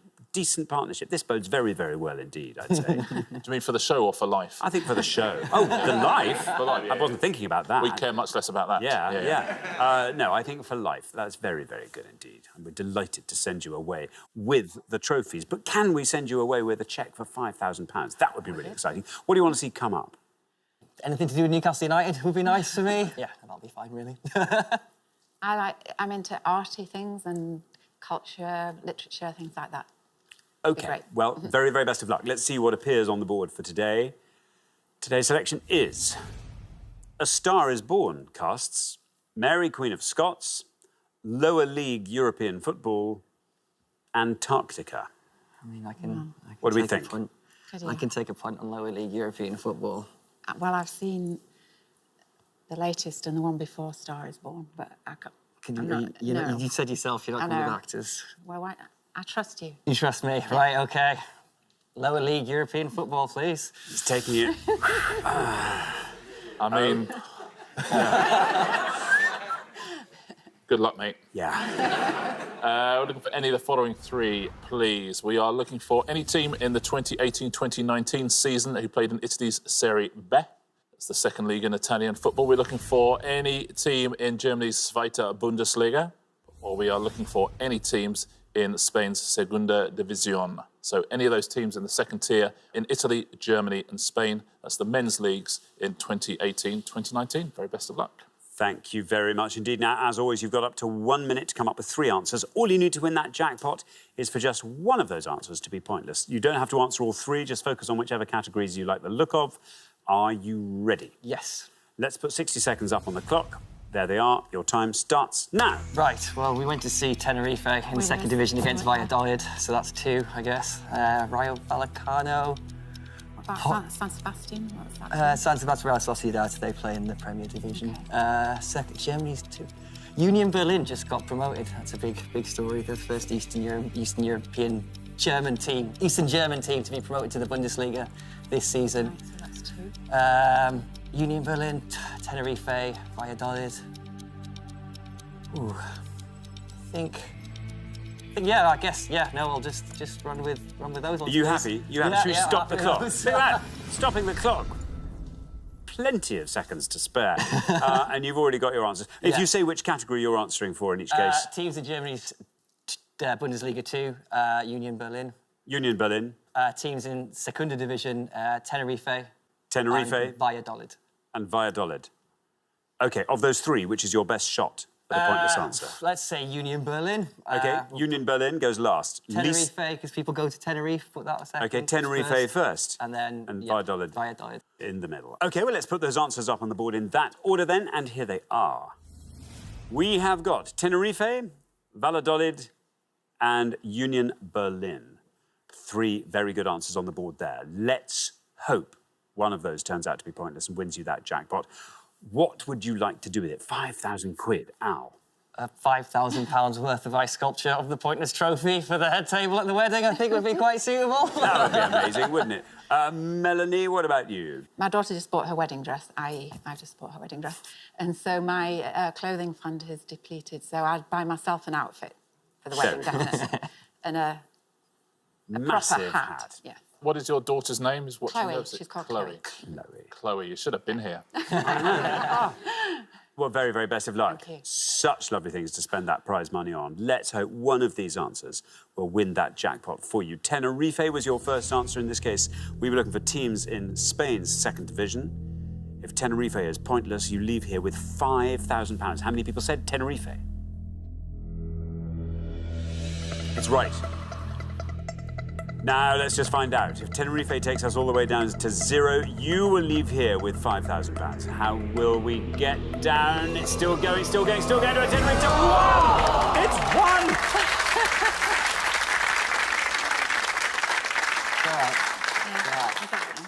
And that was your first answer. Yeah.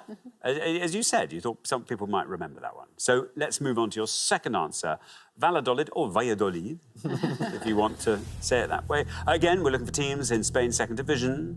Let's find out if Valladolid is correct. Let's find out if it's pointless for £5,000.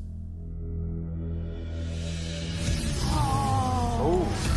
They must have been promoted. Oh, Valladolid, I'm afraid. An incorrect answer. Everything's now riding on your third and final answer, Union Berlin. In this case, we were looking for teams in Germany's second division, Zweite Bundesliga. Let's find out. Union Berlin. Is it right?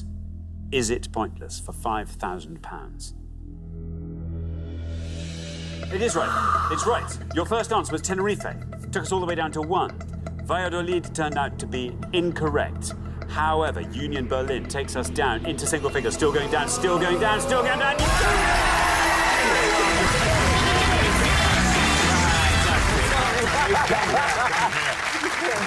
Very well done. That is brilliant. Congratulations. Union Berlin was a pointless answer, which means you take home today's jackpot of £5,000. Very well done.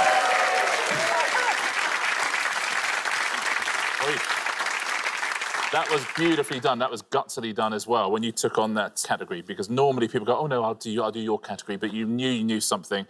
Very, very well played. The real winner here is Chloe, of course. We all know that. Valladolid have been promoted up to the top league in Spain. But you know what? Who cares? Let's take a look at the pointless answers in the different categories. Here's Italy, Brescia, Lecce, Padova, Palermo. You could have had Ascoli, Cremonese, Perugia, Pescara as well. All those are pointless answers. The only ones that weren't were Livorno, Verona and Venezia. Everyone else is a pointless answer. Those German second-string teams, Magdeburg, Ingolstadt, Duisburg, Dynamo Dresden. Everyone there apart from Cologne, St. Pauli, Hamburg and Darmstadt. Those are the only ones that scored any points. All the other teams were pointless. And finally, Spain's Segunda. Deportivo were a pointless answer there. Osasuna, Zaragoza, Sporting Gijón as well. Everyone there pointless apart from Malaga, Las Palmas, Mallorca and Tenerife. Very, very well done. If you've got any of those at home, I'm sorry we don't give you £5,000, but congratulations in the studio. Beautifully played from start to finish, wasn't it? Absolutely right. Thank you so much. And thank you so much to our winning players, Al and Melanie, who take away today's jackpot of £5,000. Well done.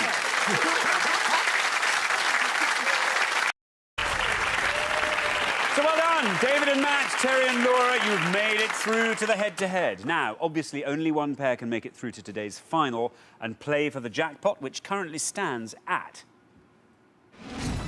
£1,000. OK, here's how the head-to-head works. You are now allowed to confer. Each team will take turns to give me an answer, and you'll each have an equal number of turns. The first team that accumulates more than 100 points, or the team that goes over 100 by the most, will lose. So, as always, to stay in the game, you want to come up with those facts that everyone forgets and score as few points as possible. OK, David and Matt, you've performed best over the first 3 rounds, so not only do you get to decide whether or not you go first, you also get to choose the topic, and your choice is between sporting legends or European history.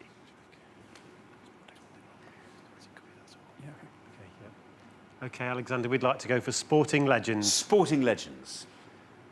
Would you like to go first or second? First, please, Alexander. Sporting legends and first. OK, let's play Pointless.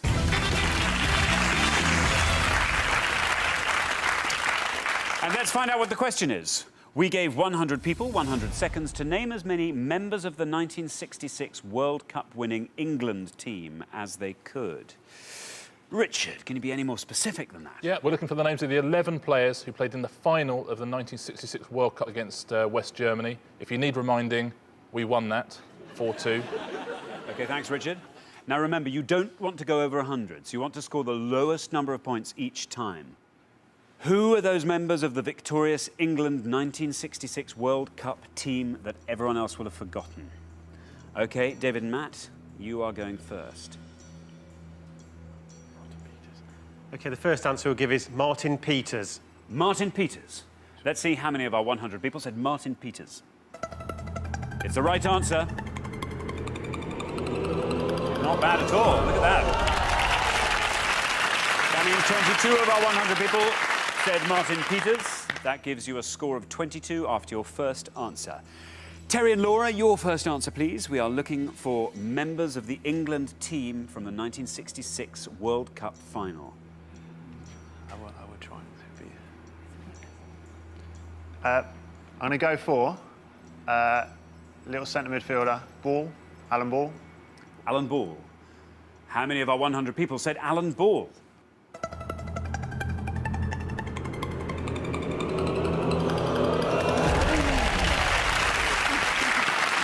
Not bad. That means 18 of our 100 people said Alan Ball. So, one answer each. David and Matt on 22, Terry and Laura on 18. OK, David and Matt, you have to be careful here. Your next answer could feasibly take you over 100 points, and you would be risking your place in the Pointless final. Your next answer needs to score 78 points or less. We are looking for members of the England team from the 1966 World Cup final. What's it going to be? OK, we'll go for Nobby Stiles. Nobby Stiles. There is your red safety line coming in there.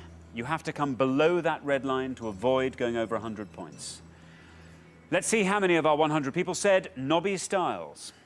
It's good enough.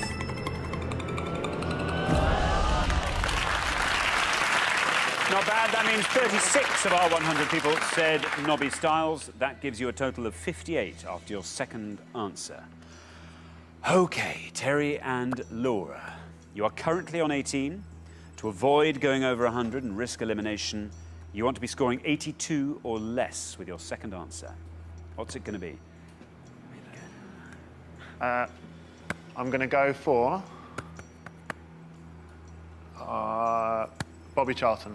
OK, that red line you have to be below to avoid going over 100 and being off the show. Let's see how many of our 100 people said Bobby Charlton. It's OK.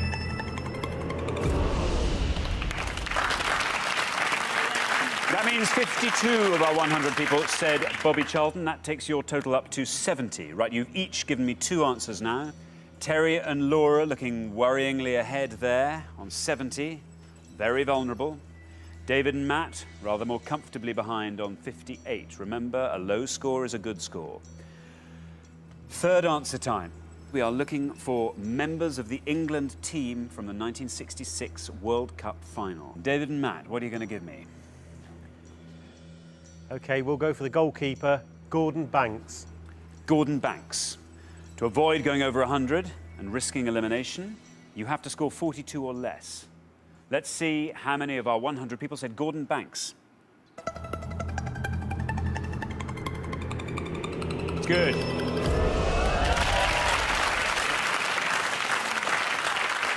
That means 25 of our 100 people said Gordon Banks. That takes your total after 3 answers up to 83.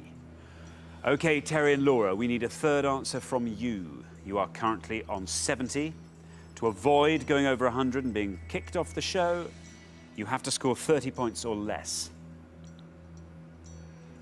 We need a member of the victorious England World Cup 1966 team, an obscure one. I don't think it's right, and I'm going to kick myself. Is it Ray Charlton?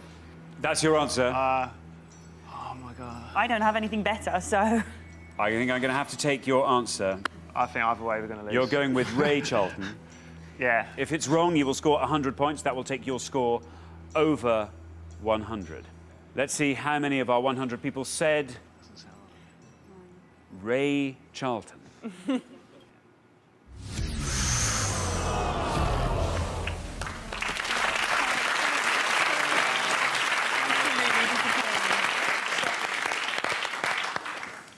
You have had 3 turns each, and Terry and Laura, you've gone over 100 points, so I'm afraid that means you are off the show. Don't despair too much. I mean, you've got another chance. Richard, what other members of that World Cup winning team should they have said? Well, I was going to say, don't despair too much either about forgetting Jack Charlton's name, because he would have got you 37 points and would have taken you over 100 anyway. There weren't any pointless answers. I'll take you through the 3 most obscure ones. The best answer of all you could have given was, well, the 2. Roger Hunt, the prolific Liverpool striker, slightly overshadowed by Jeff Hurst. Ray Wilson, the Everton defender, would have got you 6 points. And George Cohen, who holds a unique family double. He's the uncle of Ben Cohen, who's won a Rugby Union World Cup medal. He would have got you 13. The biggest answers, Jack Charlton would have got you 37 there. We've already had Bobby Charlton from Terry and Laura. And biggest of all, Bobby Moore. Amazingly, Jeff Hurst is 5th on the list, behind Nobby Stiles. What do you have to do to be remembered? Thanks very much, Richard. OK, Terry and Laura, you've wasted one of your chances to get through to the pointless final. We have to say goodbye to you for today, but we'll see you next time for your last chance. Thanks so much for playing. You've been great.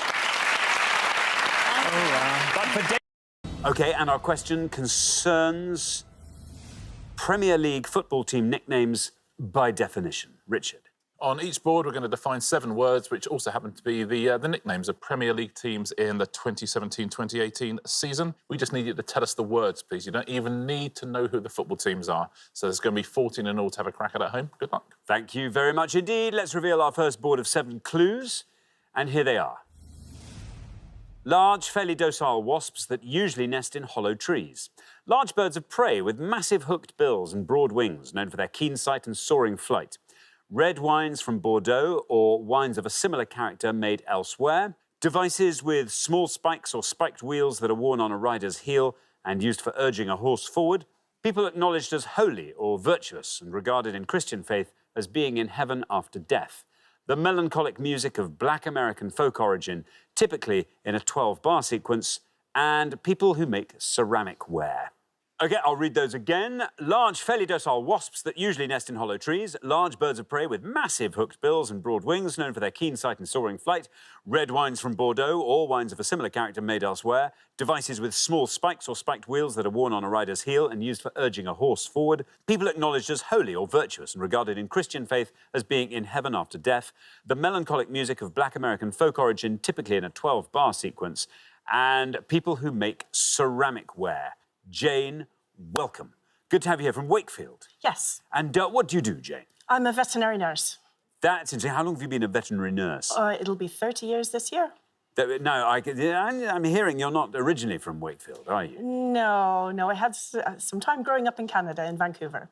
Right. OK. When did you come back over here? In the 80s. In the 80s. OK. Very good. Jane, our board of definitions here. What is leaping out at you from that? I really should know the wine one, but no, that's gone, definitely.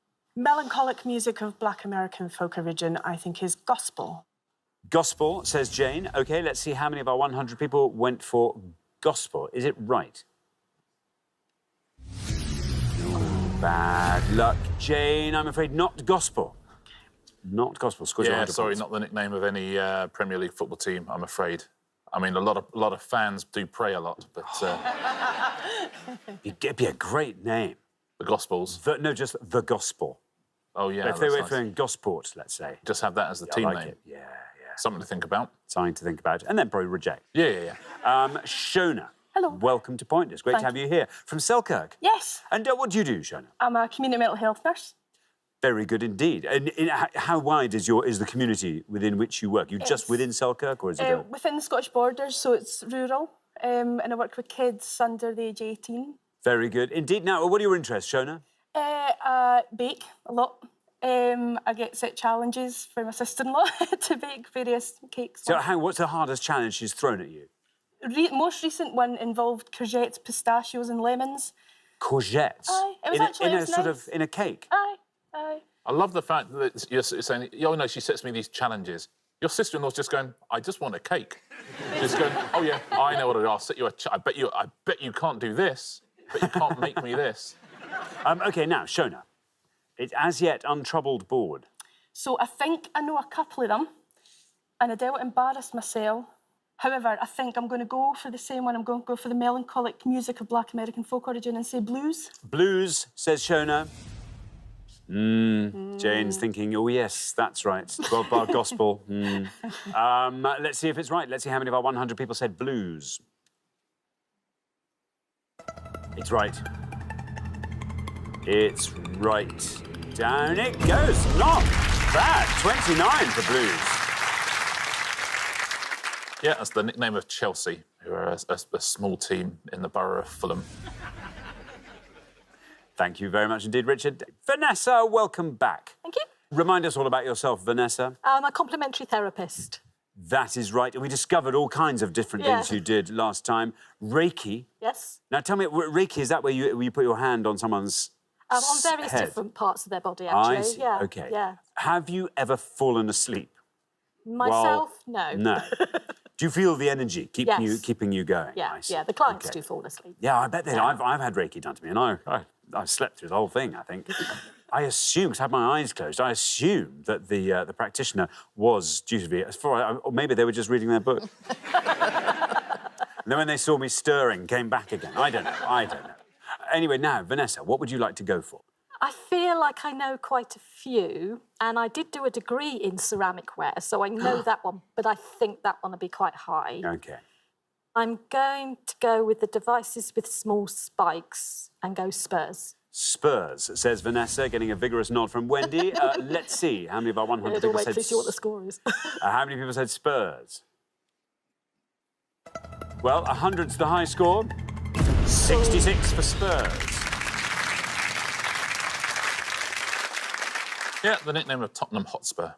I don't think we think enough about what a weird name Tottenham Hotspur is. It's literally named after the Shakespearean character. Yeah. Thank you very much indeed, Richard. Now, then, Gemma L., our second Gemma. Welcome back, Gemma. Great to have you with us again. Remind us what you do. I work on board for a train company, doing their catering. Doing the catering. How many times a week do you do the journey down? Because you were saying it's from Glasgow down to London. Glasgow down to London, or we can go halfway and we'll maybe go to Preston, which is a half day rather than going the whole way. But we do probably London 3-4 times in a week. Wow. What are your interests when you get off board? We do a lot of travelling about, and we like to go about the UK and we go to different restaurants. We like to travel and try different Michelin star restaurants. Very good. Do you have a favourite restaurant in the UK at the moment? There's a few. There's a lot of nice restaurants in Glasgow, so we do a lot of eating, especially in Glasgow. Very nice. Now, Gemma, this board is all yours. Do you want to talk us through it and fill in all the blanks? I think the first one is Hornets. The next one, I'm not sure, possibly Eagles, but I can't think of a football team with Eagles. Red wines, I take it, is Claret. Not sure of the Faith one, and I'm assuming the bottom one is Potters. I will go for the red wines one and say Claret. Claret. Yes. The Clarets. That's what Gemma's going for. Let's see how many of our 100 people agree with Gemma. Claret. Absolutely right. 100 is the high score, 29 is the low. You passed 100 immediately, and you passed 29. Look at that, Gemma. Well done indeed. 23 for the Clarets. Well played, Gemma. It's actually the best answer on the board. That's so very nicely played. Yeah, the nickname of Burnley. The docile wasps, they are hornets. It's Watford's nickname. It would have scored you 42. The large birds of prey are eagles, and thank you for saying you couldn't think of a team. So it's Crystal Palace, my brother's team. I would have scored you 51. Now, this is easier than you think, the holy or virtuous one. Saints. Saints, yeah. Southampton's nickname. Would have scored you 35, and everyone avoided the bottom one. It is the biggest scorer. Potters, Stoke City. That would have scored you 76. Thank you very much indeed, Richard. Well, we're halfway through our first round. Let's look at those scores. 23, Gemma, well done you. Best score of the pass. 29 is where we find Shona and Andrew. 66, Vanessa and Wendy. Oh, Jane and Gemma, I'm sorry, that's a high score there of 100. Who knows what will happen on the next board, but Gemma, let's have a low score from you, just to try and keep things nice and even. We're going to come back down the line now. Can the second players please step up to the podium? OK, let's put 7 more clues to the nicknames of Premier League football teams up on the board, and here they are. The colours at the end of the spectrum next to oranges and opposite violets. Artillery soldiers in the British Army, used especially as an official term for a private. Legally recognised subjects or nationals of a state or commonwealth, either native or naturalised. Firm or hard sweets that are made by boiling together sugar and butter and soften when sucked or chewed.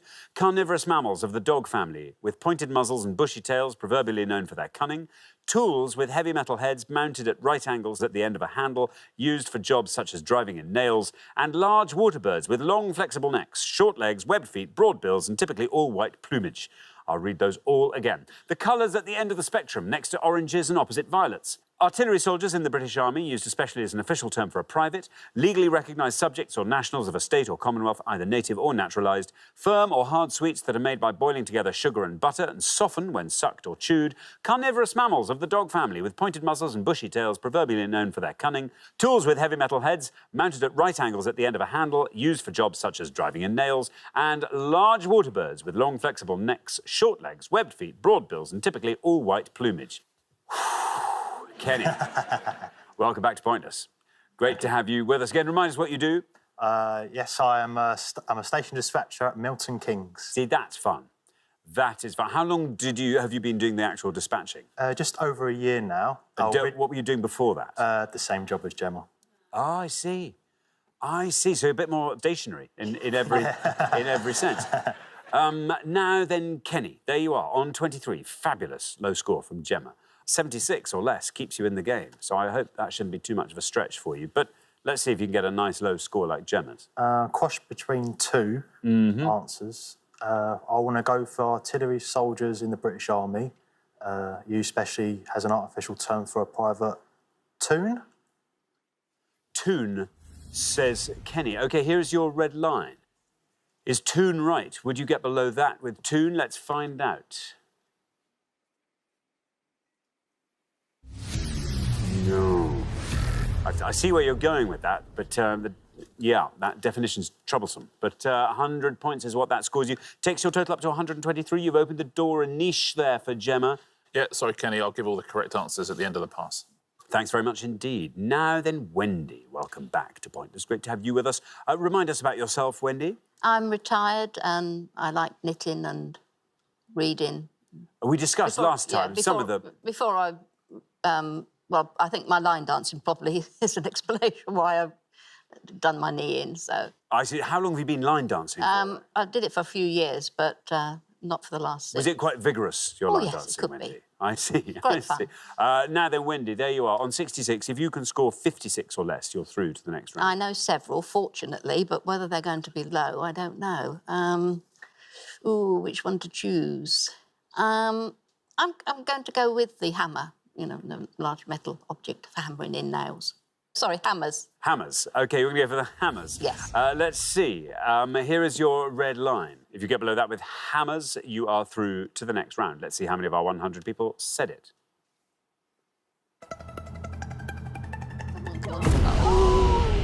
68. 68 for hammers. Takes your total up to 134. Ooh, it's exciting. Yeah, and they say that that nickname doesn't actually come, it's a West Ham's nickname, but it doesn't come from the ham in that name. It comes from the fact that the Thames Ironworks team. So it came from the hammers in the ironworks. That's interesting. Yeah, I suspect a bit of both was going on. So it's a clever name. It's a clever pun, but that's the official explanation. Thank you very much indeed. Now, Andrew.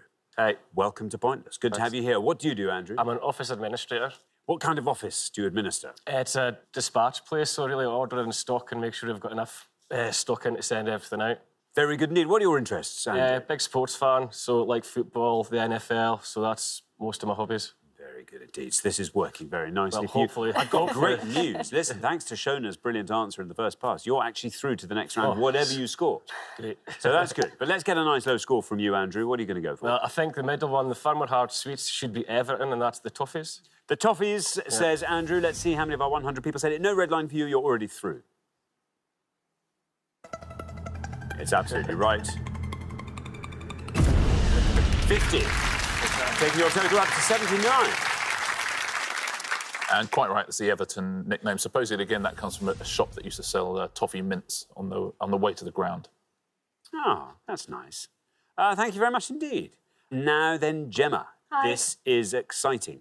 Welcome to Pointless. Thank you. What do you do, Gemma? At the moment, I'm working in a supermarket near where I live, so... I see.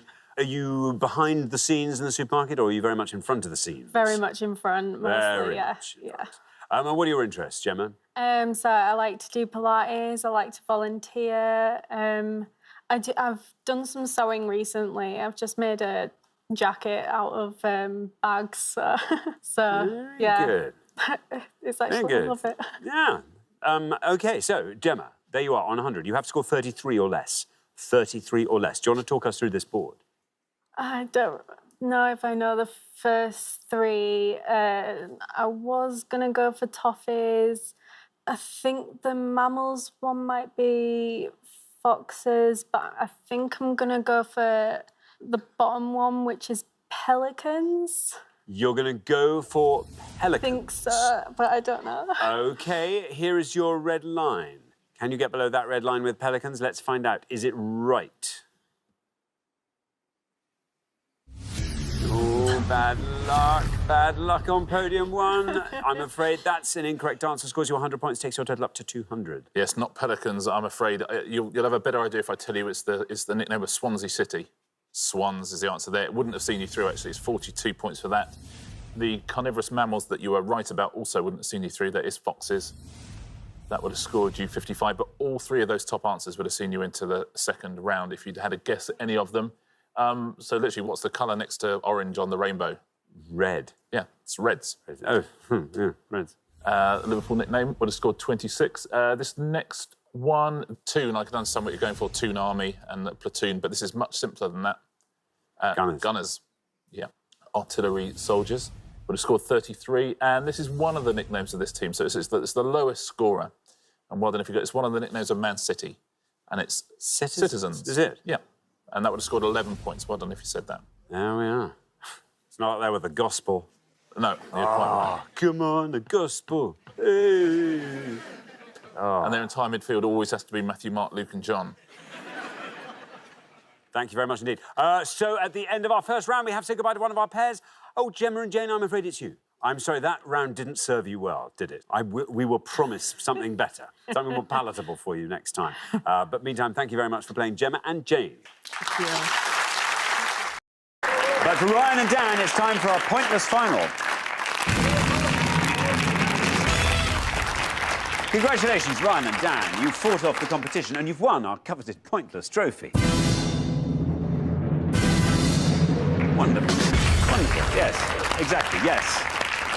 Right. Now, though, you've got a chance to win our Pointless jackpot. At the end of today's show, the jackpot stands at an impressive £1,000. There it is. OK, the rules are very simple. To win the money, all you have to do is find a pointless answer that no one else could think of. Now, it's something no one's managed to do today, so let's hope you can find one now. First, though, you've got to choose a category from these three options. Your choices are the Winter Olympics, the Oscars, or time zones. Look at that. Are you smiling because there's one there that you just know so well? I was really hoping for a sport question, and the worst kind of sport questions come up. The Winter Olympics? Come on. We'd have done well at the Summer Olympics, I think, but... Right, time zones, no. No. Just not doing OK. No. I'd still go Winter Olympics. We've got I said Pamela Anderson, and therefore you can go what you want. Pamela Stephenson. Oh, yes, I did. Yes. Shall we go? Yeah, Winter Olympics. Yes. Winter Olympics, please. You're going to go Winter Olympics. So, we gave 100 people 100 seconds to name as many Winter Olympic host cities as they could.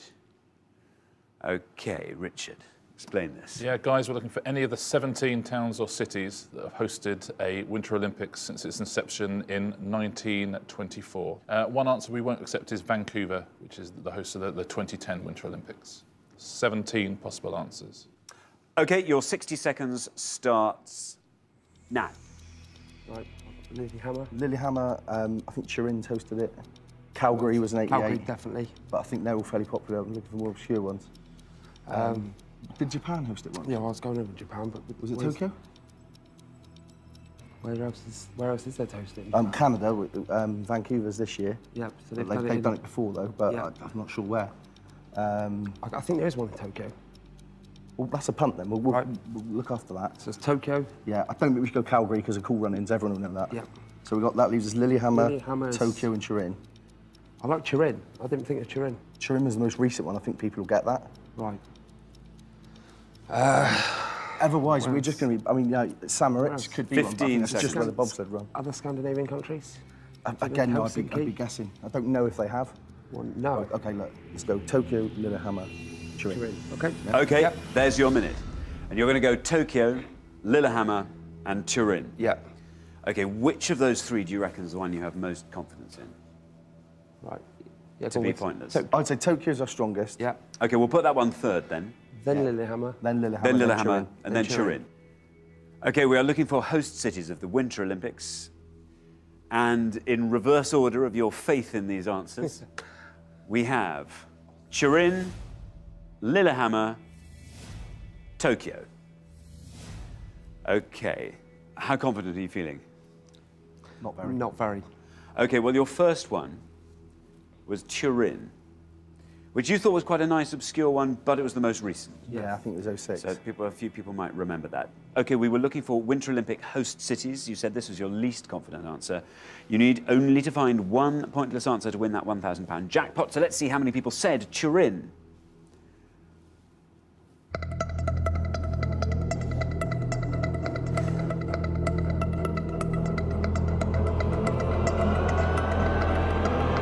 Down it goes, look at that. Oh!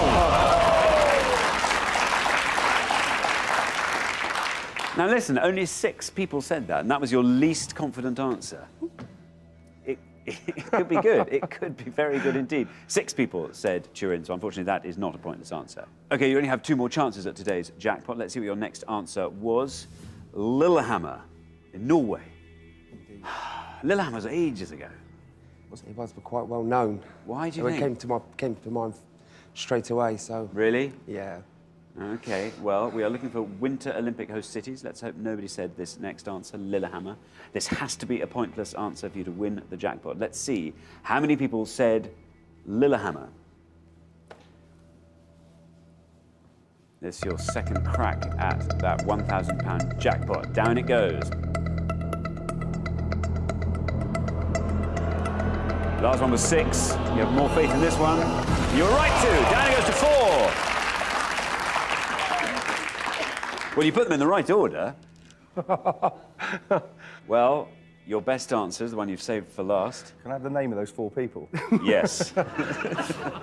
Right, you only have one final chance to win today's jackpot. We're looking for Winter Olympic host cities. You said this was the answer you were most confident in. This has to be pointless for you to win that jackpot of £1,000. We've really got to hope that nobody said Tokyo.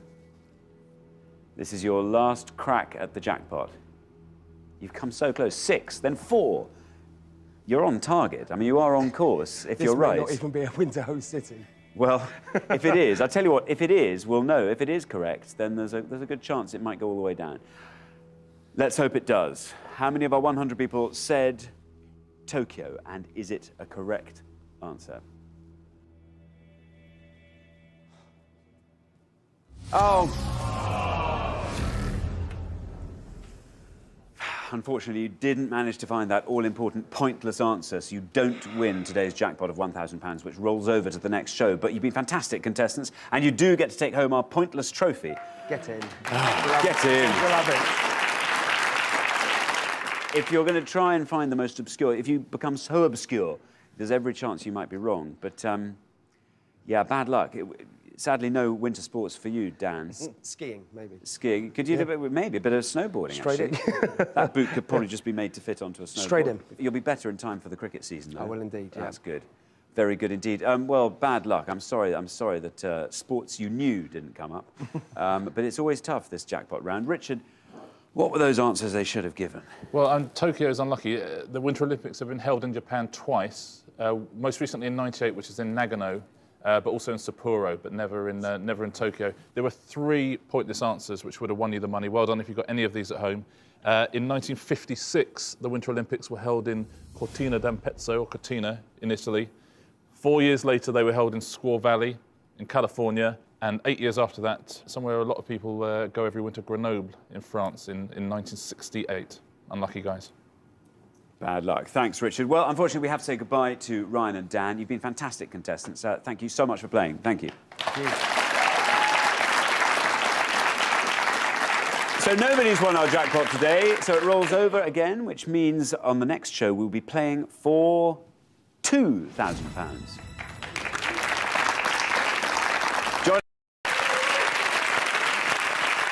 But for the remaining 3 pairs, it's time for round 2.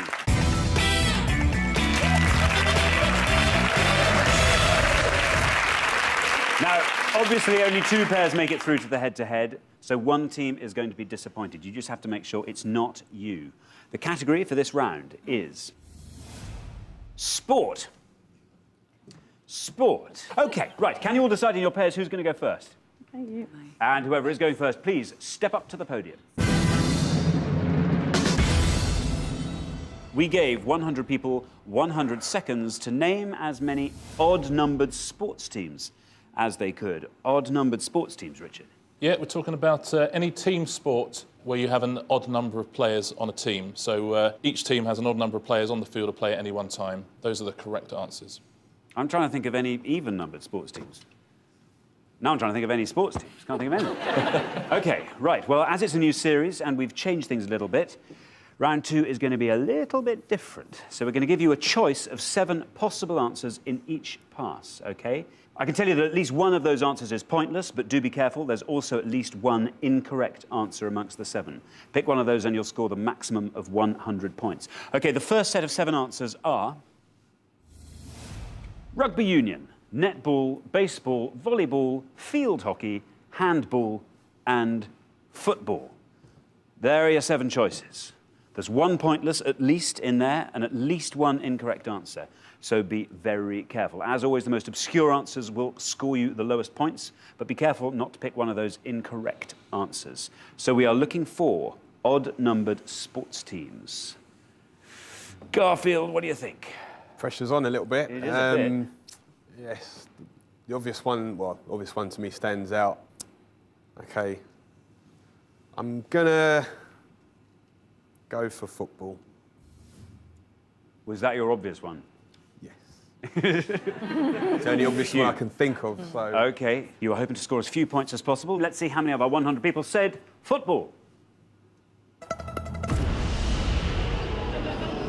89. Cool. OK, bad luck, Garfield. A very high score there, but at least it wasn't the full 100. Jill. Yep. Is this an area you feel comfortable with?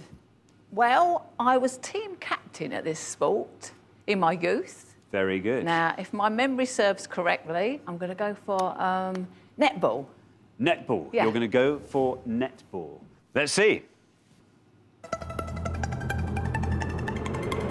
Oh, it's good. 41. You've scored 41 points. That's less than half of what Garfield scored. Richard, netball. Yeah, it's another of the bigger answers. 41 points. There are 7 players on a netball team. What position did you play, Jill? A goal attack. Now remember, there is at least one pointless answer in there. So you've got to find it, but there is also at least one incorrect answer. So tread carefully. Annie, you're shaking your head. Don't do that. I know. Oh, don't do that. Look, 89. 89, you see, it's about you can take a bit of a punt, I think. We are looking for odd-numbered sports teams. I don't know. I really don't. This is really a punt. I'm going to go for baseball. Let's see what that gets you. Oh, it's good. Good work, Annie. Look at that. Down it goes. Oh, 17. You've scored 17 with baseball, which in turn is less than half of what Jill scored. Richard. Very well done, Annie. As you well know, there are 9 players on a baseball team. What about these other answers? Well, field hockey, as you said, that also has an odd number of players. That has 11. It would have scored you 34 points. Rugby union, that has 15 players. That would have got you 14 points. Okay, handball's got 7 players. They have terrible trouble with handball. So that would have been a pointless answer, would have added £250 to the jackpot. Volleyball has got 6 players, so is an incorrect answer. So you avoided that very well. Well, now we know. Thanks very much, Richard. OK, we are halfway through the round, so let's take a look at those scores. Garfield and Courtney, that football choice is almost like having an incorrect answer. There's only 11 points less. Bad error. Oh, bad error. Yeah. Never mind. Annie and Stephanie, well done you. Baseball.